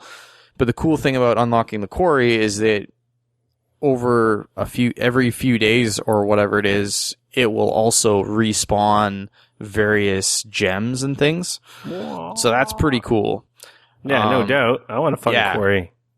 But once you hit level, I believe it's 40 and lower, you start to unlock gold in the mines.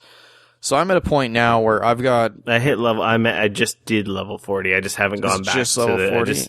I just haven't gone back to the caves. Yeah, it might be a little bit deeper then. I'm trying to remember, but it might be because right now around. No, I lied. It's deeper than that because it's level 40. Right now 40 is all the white stuff and the crystals. Yeah, you're just getting iron at level 40. Yeah. Yeah, so it's going to be, I think it's level 60 then is when you start to see gold, or it might even be a little bit deeper. I've found a bit of gold now. Like, I'm hitting it every once in a while. Not very often, but I am getting it. Because I won't lie, it is pretty expensive. So I mined a whole bunch and got a bunch when during the winter when I was going down into the mines. So the winter is like mine time, essentially. Yeah, no fishing and mine time. There's a bunch of fish you can only get in the winter as well. So use that as an opportunity to fill out your fishing. You can get squid in the wintertime. Those are good money makers. There's also, what else is there? There's a couple other fish that you can only get in the winter as well. And you can use them to round out you're fishing? There's essentially one fish from each season that you need to catch to do your ocean fish at the community center. So, yeah. Because I've only got one left. The ocean one. I've only got one left. I need to catch a red snapper, which is only in the summertime, which sucks. I just finished the ocean one. Yeah. And I finished the other community one as well, and I unlocked the mine carts, which you can use to fast travel around, which are a godsend. So then you can fast travel you can go outside of your farm, and you can jump in the cart, which is just north of where the bus stop is. Yeah. And you can use it to fast travel directly to the mine, or directly to the quarry, or directly to the blacksmith. So you can jump around town using that, and it helps a lot from where you're at. And you can jump back into any of those and go to any of the other places. So it's kind of like a fast travel system, which is really great. Mm-hmm. So, it's the vault one that you need to finish in order to unlock the bus to go to the desert. Oh, the money ones? Yeah. I'm not making enough money right now. See, and the last, I got one left. The last one I got left is 25 grand, and I'm on the fence. I think I got the cash to do it, but I'm not sure if I want to, but I kind of want to because I want to go get Starfruit, which is apparently in the summertime the best for making money because you make the most money off of them. So yeah, I also planted some fruit trees. Fruit trees will grow during the winter, which is really sweet, but they take an entire season. So if you want to have fruit trees that blossom and they make fruit in the spring, plant that shit in the wintertime early, and vice versa. They're expensive, so but they will, they'll produce the entire season. So you'll get 1 or 2 pieces of fruit every single day through the whole season. Oh, wow. I've been planning to buy fruit, that's for sure. And they can be really sweet because you can use, especially things like cherries, you can use them to make cherry jam as well as cherry wine, which you make big money off of cherry wine. So, and then you get some goats, you make some goat cheese. It's like $600 a pop, man. That's freaking hilarious. Yeah. Okay. Yeah. That's enough for Stardew Valley tips and tricks this week. Tune in next week, and Dane will be back with more tips.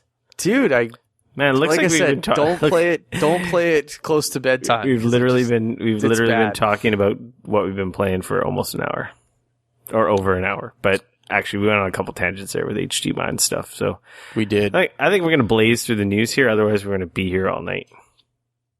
What do MPD, you got some news? Let's talk about some news. This story, let's get into the news. This story is headlining about how Final Fantasy 15 had a great debut, but basically it's more about the MPD numbers for sales last year.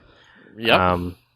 And in December, in particular, the top 10 games in order: Call of Duty Infinite Warfare. No surprise. Final Fantasy 15. It's kind of surprising. Number 2. Battlefield 1, Madden NFL 17, NBA 2K17, Watch Dogs 2, Grand Theft Auto. That surprises me. Watch Dogs 2, actually. Grand Theft Auto 5. This is for December. Wow. This is for December, not the year. Yeah. Grand Theft Auto.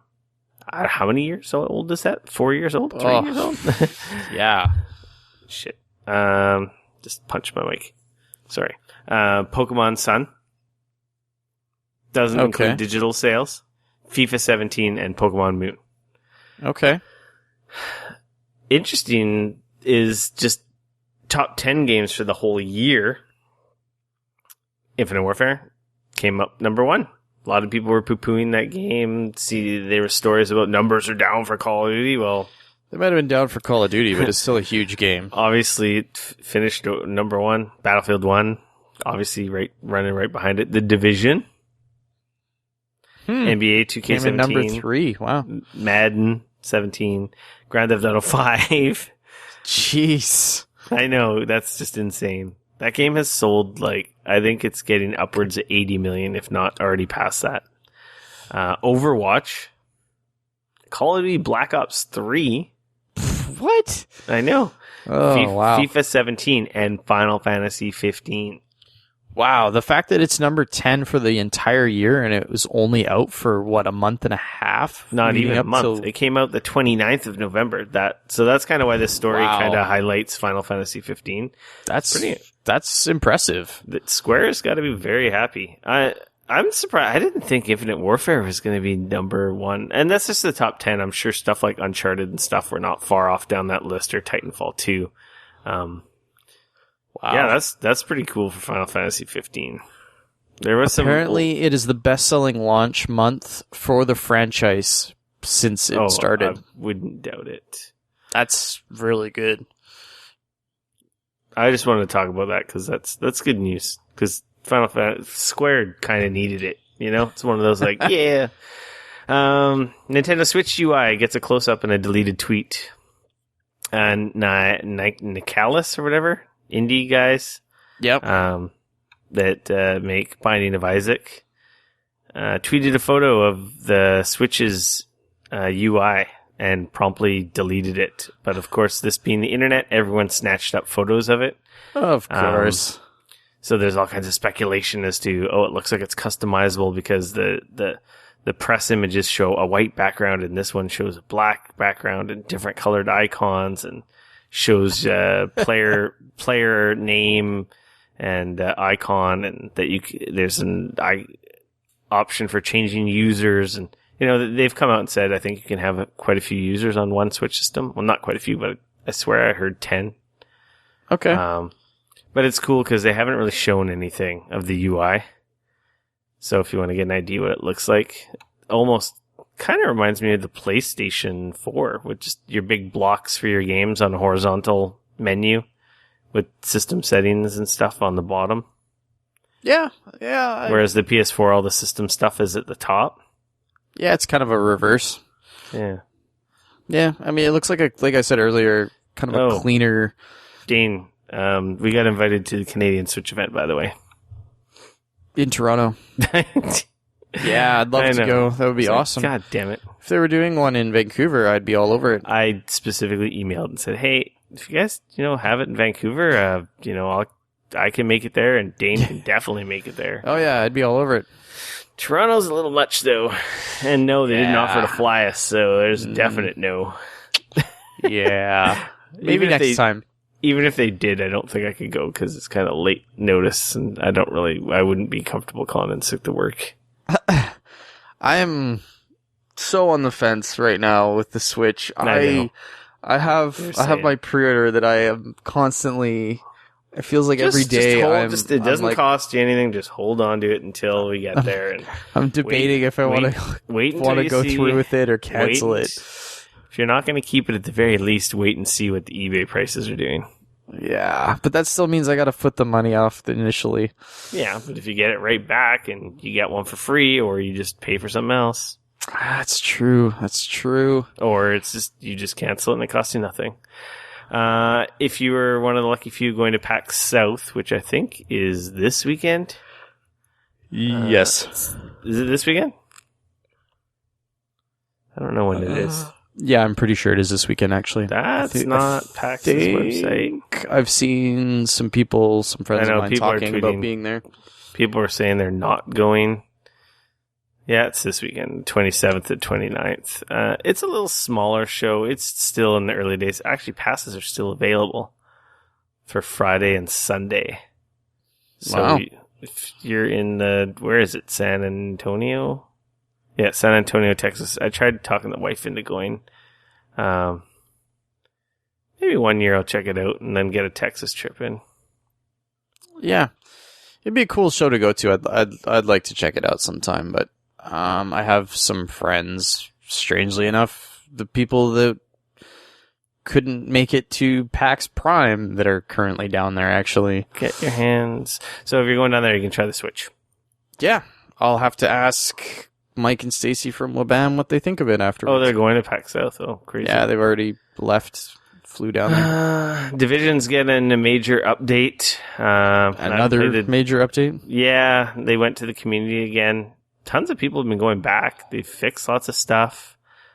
New difficulty setting, exotic new items and gear, changes to previous armor sets, tweaks to armor and health balance, skill changes, defense, unlimited unlimited weapons calibration. I don't know what that means. Apparently there's new areas, and this is all in prep for the third expansion.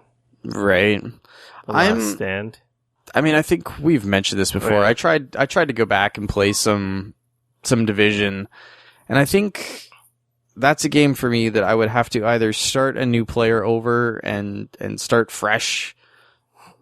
Yeah, because they changed so much. Yeah, it's just I tried to kind of jump in and start playing again, and I don't know. You just don't know. 15 minutes in, and it just wasn't. Like, what am I doing? Why am I doing this? Where am I going? This is a little different. That's different now. I updated it and booted it a couple weeks ago and wanted to get into it, but I just didn't have enough time. Just like you said, I was like, okay, which way's up, which way's down? Yeah. I really like that game. I do. No, me too. I really did enjoy my time with it, and I feel that I easily got my money's worth out of it. I'm not angry that I didn't buy, that I bought it. It's a weird thing where there's a part of me that wants to go back and play more of it, and I don't know if it's a game at this point that I'll ever play again.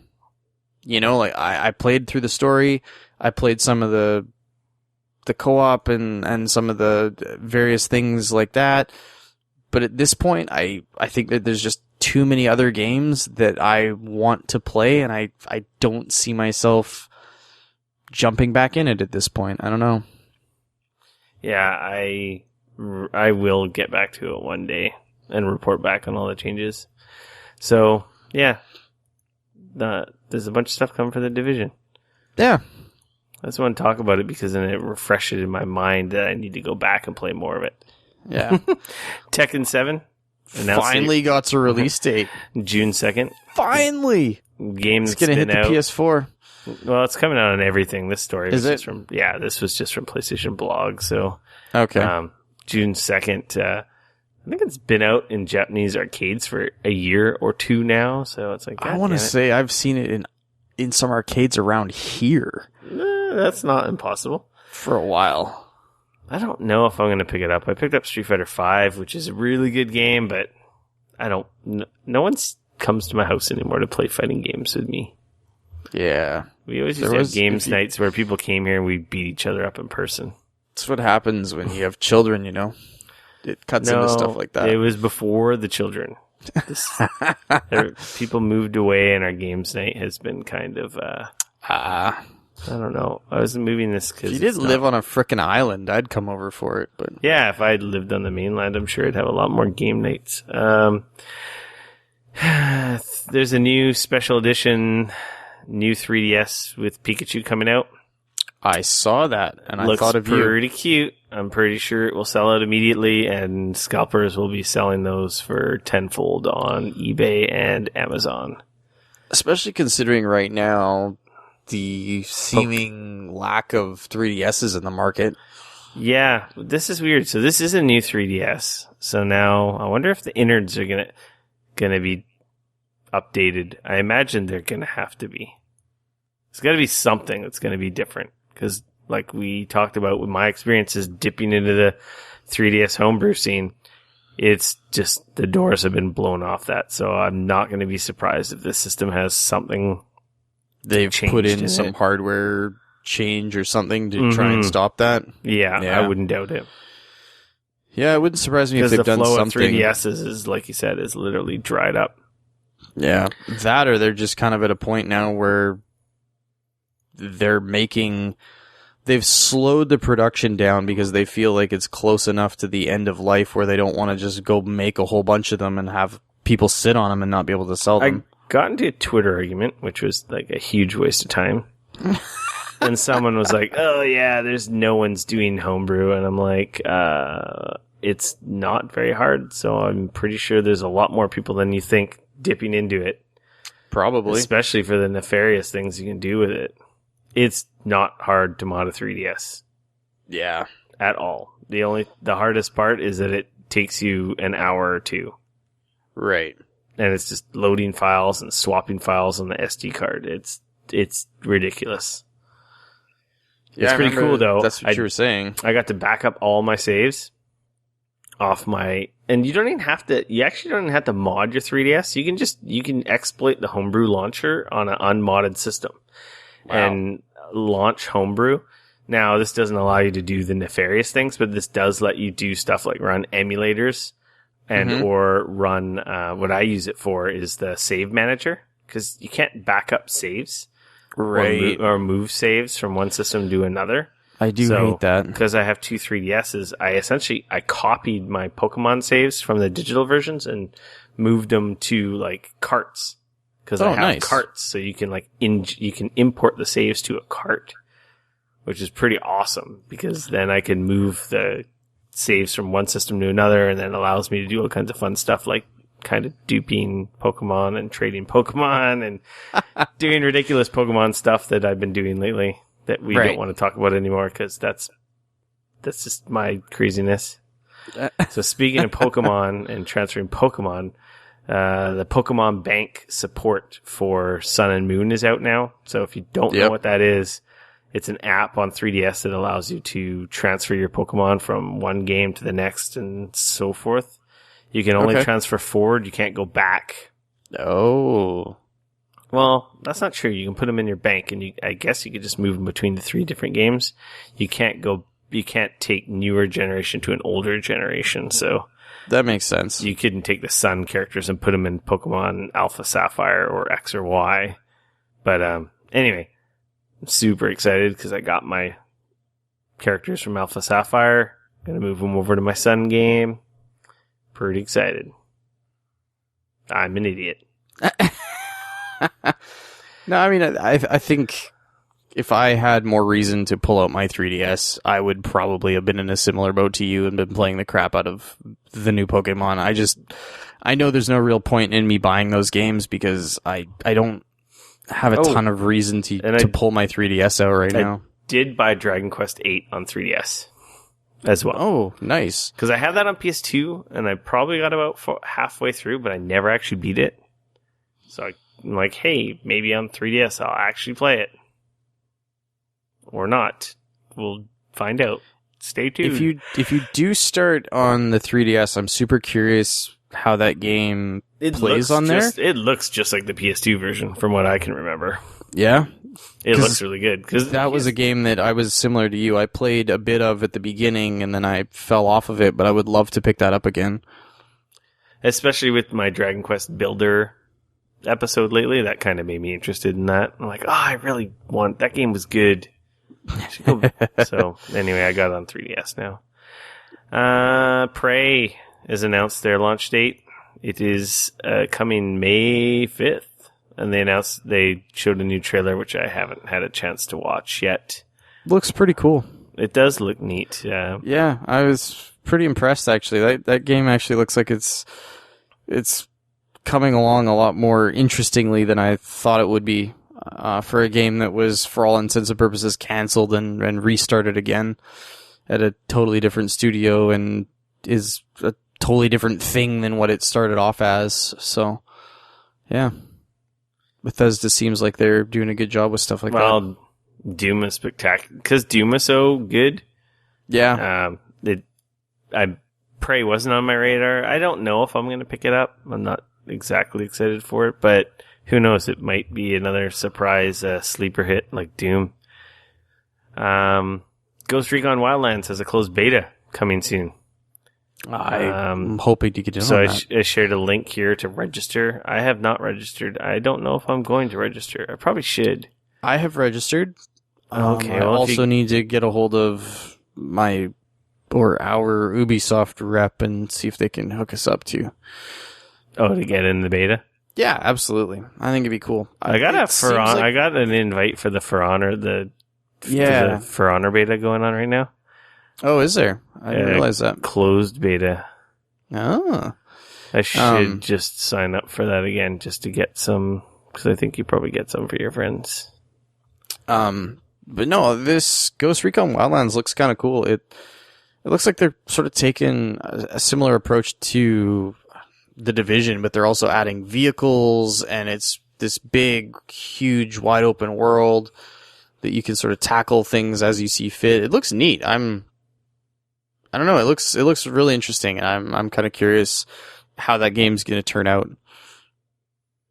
Because I feel like if they took the Division idea and expanded on it a lot more, like it looks like they're doing, then like we said earlier, we had a really good time with the Division. I just sort of hit the end and wasn't really sure what else to do after that. Did you play the For Honor beta last time? No, I was in Hawaii on a beach. I played it, right? You did. Did I play it on PC? I can't remember what I freaking played on. I think I played on PC. I think I'm going to try the PS4 version just to see what the console version's like. Yeah.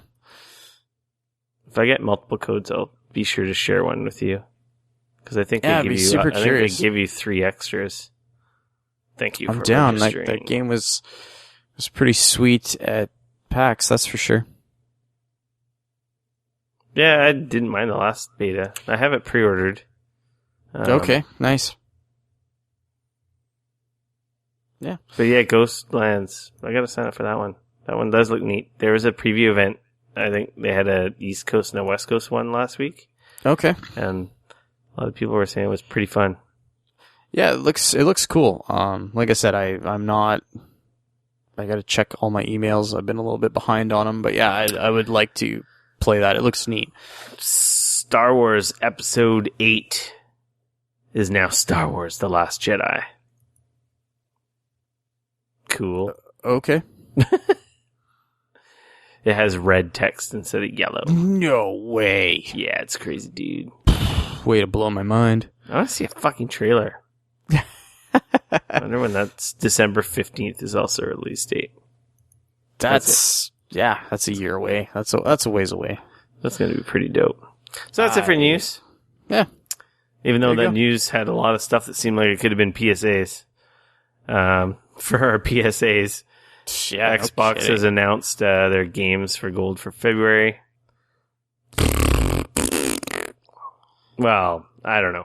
I thought this was pretty good. Lovers in a Dangerous Space Time. I'm super excited because it's got Project Cars for free. Well, I was going to say, I don't care about the first one. Project Cars, though, is supposed to be really good. So that's good. I'm excited about that. Monkey Island 2 Special Edition. That's pretty cool. Classic adventure game. I don't care about that. Star Wars Force Unleashed, backwards compatible. That was a fun game. I really liked that game. That game had some of the worst level design. But it had some of the coolest powers. It did. You felt like a badass, but between the level design and some of the terrible ideas of...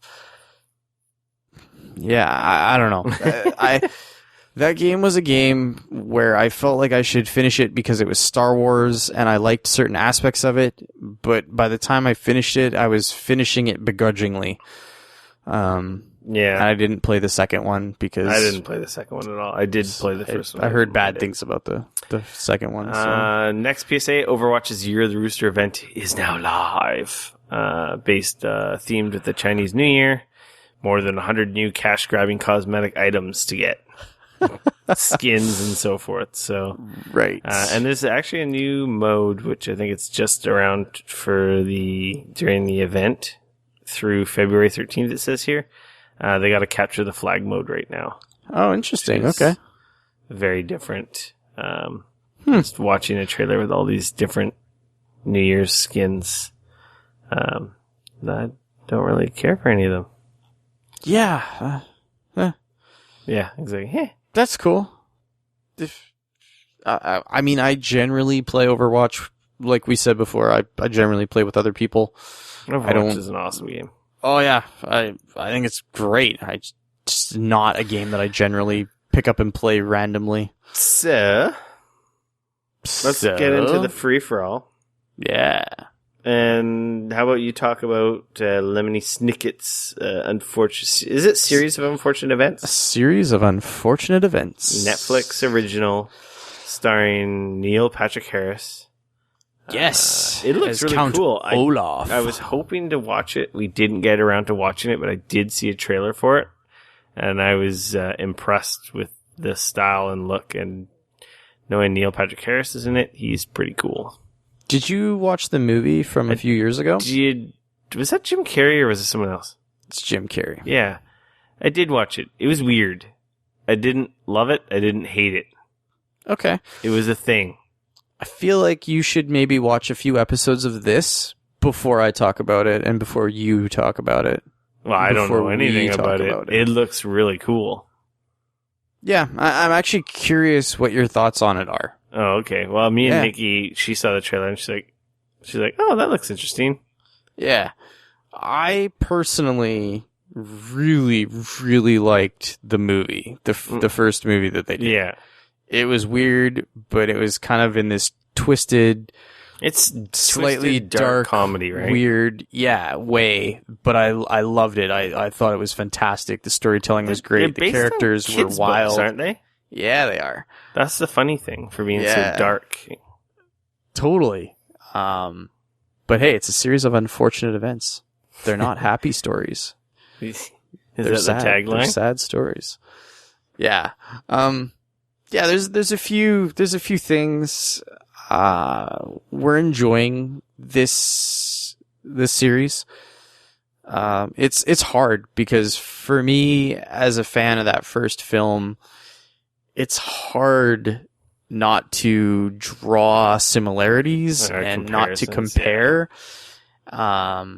I think that Neil Patrick Harris does a really good job as Count Olaf, but I think Jim Carrey did a better job.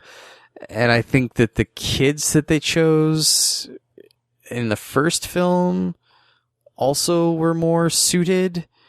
So it's hard. I don't know. So like I said, I'm kind of curious. I really like the show. I think it's cool. I'm liking the feel. They've managed to catch I think that they've done a very good job in capturing the feel from the books and even from the first film. But even my wife and I, we watched, I think, the first 4 episodes, and both of us at some point looked at each other and there's just something that's missing and I can't put my finger on it. I don't know what it is. I want to watch a few more episodes and see if I can try and figure out what it is, or if it's something that goes away or if it's something that doesn't. I'm not sure. So, yeah, I'll try and watch it with the wife. Then we compare notes.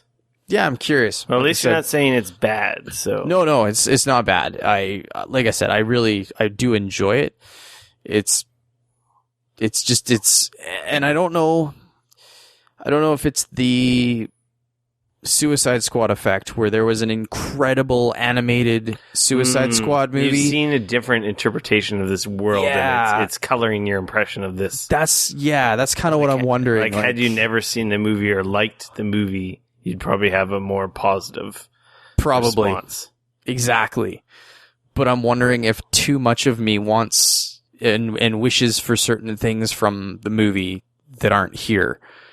And I don't know. So yeah, I'm not sure if that's the case or not, but that might be part of it. I can barely remember the movie, and I don't remember particularly caring for it too much. So I might have a totally different outlook. Okay, I'm gonna have to watch that. Yeah, I'm super curious. I got a little note here about Battlefield 1 comments. I got a nice message from past co-host and friend of the show, Jude. He phoned me and called me out and tore me asunder. Oh wow, there you go. With my comments on Battlefield 1. He also gave me a little bit of noise on Twitter, but actually his message was a very well thought out critique of my commentary of how I felt about the game. Yeah. I guess I didn't explain myself very well or well enough. And he thought I was crazy for not having felt certain stuff during the game, and that the game was doing exactly what it was supposed to do, which was convey that message of you are going to die. You don't know how you're going to die. Death is around every corner. This is war. It's ugly and it's dirty and it's, it sucks. Yeah. Which I guess I'm sure Jude listened to the episode, my first episode that we talked about Battlefield, and I thought I'd say that, like, the game hammers down that, you're going to die over and over, and war's not pretty, and it's a shitty situation, and it's just everyone's just stuck in it. Right. And I did talk about that. And the game is a good game. It just didn't get me. And yeah. I don't think I went in enough depth because I actually did have some hitches with it, like frame rate performance. Interesting. I know it's weird. The game runs buttery smooth on my computer, and then it would like almost lock up. So I don't know if I was having driver issues or something else on my computer was like interrupting it. And interesting. That's odd. It didn't happen until like the last chapter. So I don't know if it's just something was interrupting the game and causing it to kind of have hiccups. And I kind of just felt like I was maybe having some glitchy or control issues as to where I was dying. So maybe I was getting more frustrated with it than I should have. Right. And unfairly blasted it for that when it was just, maybe I was just having some issues with my PC. I didn't really go into that. I didn't even mention that at all. Yeah. Still, that stupid tank level is fucking dumb. You blow up the tracks to a fucking giant 100 million ton tank. I'm exaggerating. It's going to go off the tracks, crash, and tip over and derail, and it's not going to be able to move back and forth and fight you like a video game boss. That really took me out of the mood of the best chapter of the game. Oh, and I see what you're saying. The end of that chapter. Yeah. Like, that chapter was phenomenal up until that, like, stupid video game boss fight that had no place in a World War I story. That really soured me. And I did get kind of, actually, I didn't acknowledge it either. I listened to our podcast again.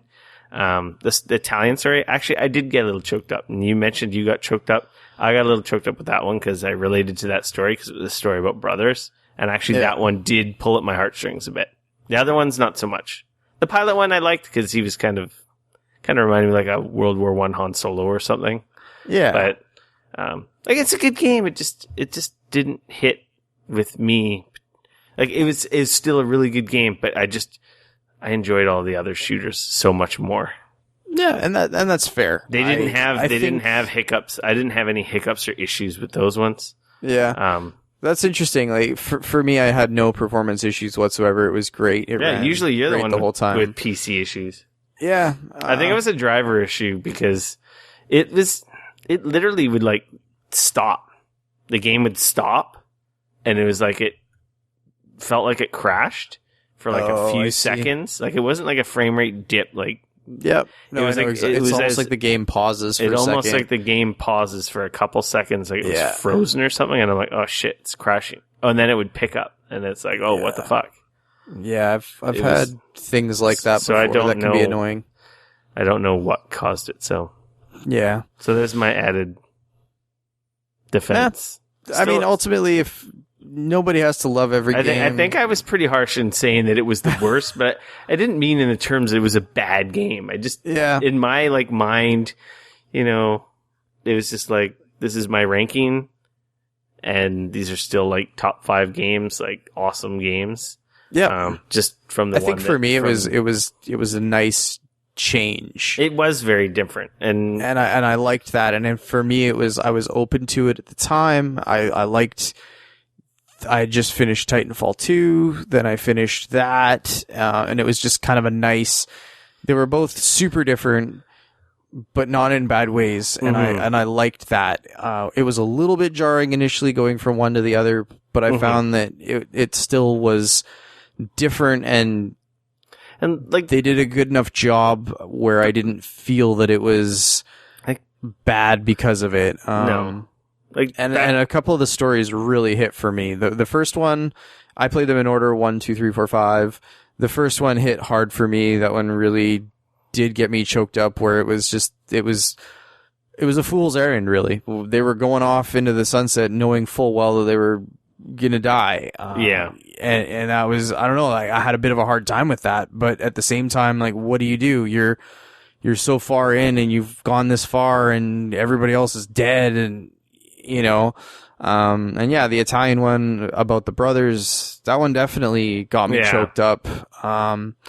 You know, and like you said, the pilot one was fun. It was a fun romp. I thought that they did a good job. It was a very different tone than all the rest, for sure. Totally. And I thought that they did a really good job of kind of adding it in there as sort of that, this feels a little bit lighter, but it still has that weight. And I thought that it was nice because it was that mix of on foot with the flying around in the airplanes. And I enjoyed that a lot. The one that I felt was a little bit weak was actually the runner. Yeah. That one for me, I think very quick. It was super short. And I think for me, I had the most times where it felt like trial and error, where gamey. I was running and then all of a sudden I would try and go this way and I would just get mowed down. And so I'd be like, okay, well, what am I missing here? Okay, well, I'm going to go over here now. No, okay, well, what is the thing here that is stopping me from moving forward that keeps killing me? And yeah, it felt sort of like the video game of it. The video gamey side came through, but it like reared its ugly head a little bit in not a fun manner that didn't. No, it just took you out of the moment, right? For sure. And there was a couple moments in that. And then I felt that the last episode was fantastic. It was great. The story was super cool. I thought that the character was neat. Like open world. Yeah, it was so cool. To be fair, I did have a bit of issue with the final bit with the train. It took me I died several times on that initially. Dumb. It's just dumb. And initially I was a bit frustrated because I felt that they didn't do a very good job of kind of explaining how you should be going about it. No, it was just a bad video game boss in the middle of like a story campaign. But I felt that at the same time, you blow up the tracks behind it, so it's sort of trapped. Yes, and it's not like it moves on the track very quickly. No, and that was the thing is where I've realized where what I was doing was sticking in one spot for too long. Yeah. And I pretty much had to start on one side and just use the guns. And as soon as I fired one or no, you can only fire one, and you had to move. One and then move. If you stuck around, you'd die. Yeah, exactly. And once I kind of figured out what it was that they were trying to get me to do and what all of that was, I felt that it made sense, and I didn't feel. Yes, it was by far and away the closest thing to a video game boss. It went on way too long. But I didn't mind it. I thought it was kind of a neat way to sort of finish the game. This is the last level. But yeah. It felt out of place to me and poorly designed. And that's fair. Yeah, still a good game though, overall. Yeah. But my least favorite. For me, but you got to remember, I want to play the multiplayer more, but the problem that I have is that I won't even touch the multiplayer. I feel like there's more. Well, I'm going to play way more Titanfall 2 multiplayer is the problem. There you go. So, like, Battlefield 1 is new in essence that it's going back. But if you played games as long as I have, the reason we're all sci-fi right now with shooters is because they milked the shit out of World War II and past combat and World War One. Like, this is... not World War One, I would say. World War II, they milked the crap out of, though. Yeah, I guess about 1942 is World War II already, That was right? World War II, oh yeah. World War One was, we're talking early 1900s. So, okay, not really, but that old school, not modern combat was just... That was the zombies of today. Was World War II shooters. So, yeah, Medal of Honors and all that stuff. And it's just like, so we've seen, Obviously, World War One is quite different. Warfare was very different. World War One, So it was different. Nasty, brutal, ugly. So many warfare. So Let's just trench warfare. Run and so many mow things have down changed. hundreds of guys. There's like rules now, rules of engagement and combat, because that was such a clusterfucking human disaster that they're like, yeah, you're not allowed to do this anymore.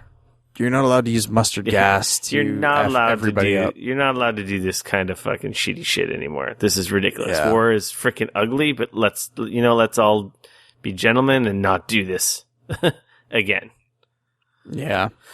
With that, Dane, Yeah. I'd say we got a nice long show to make up for all our old shows or short shows. Old shows. I was like, man, come on. Make sure to follow me on Twitter at RickF, RIC no KF. You can always hit me up on Twitter at Dane Cody, DAYNECODY. Like us on Facebook. Follow us on Twitter. Subscribe to us on YouTube. It's all Geekoholics. Come hang out with us. You can carry us with you in your pocket. Yeah, share us with your friends. Rate us on iTunes. And of course, thank you for tuning in. And until next week. See you next week. We are out. Switch. Peace.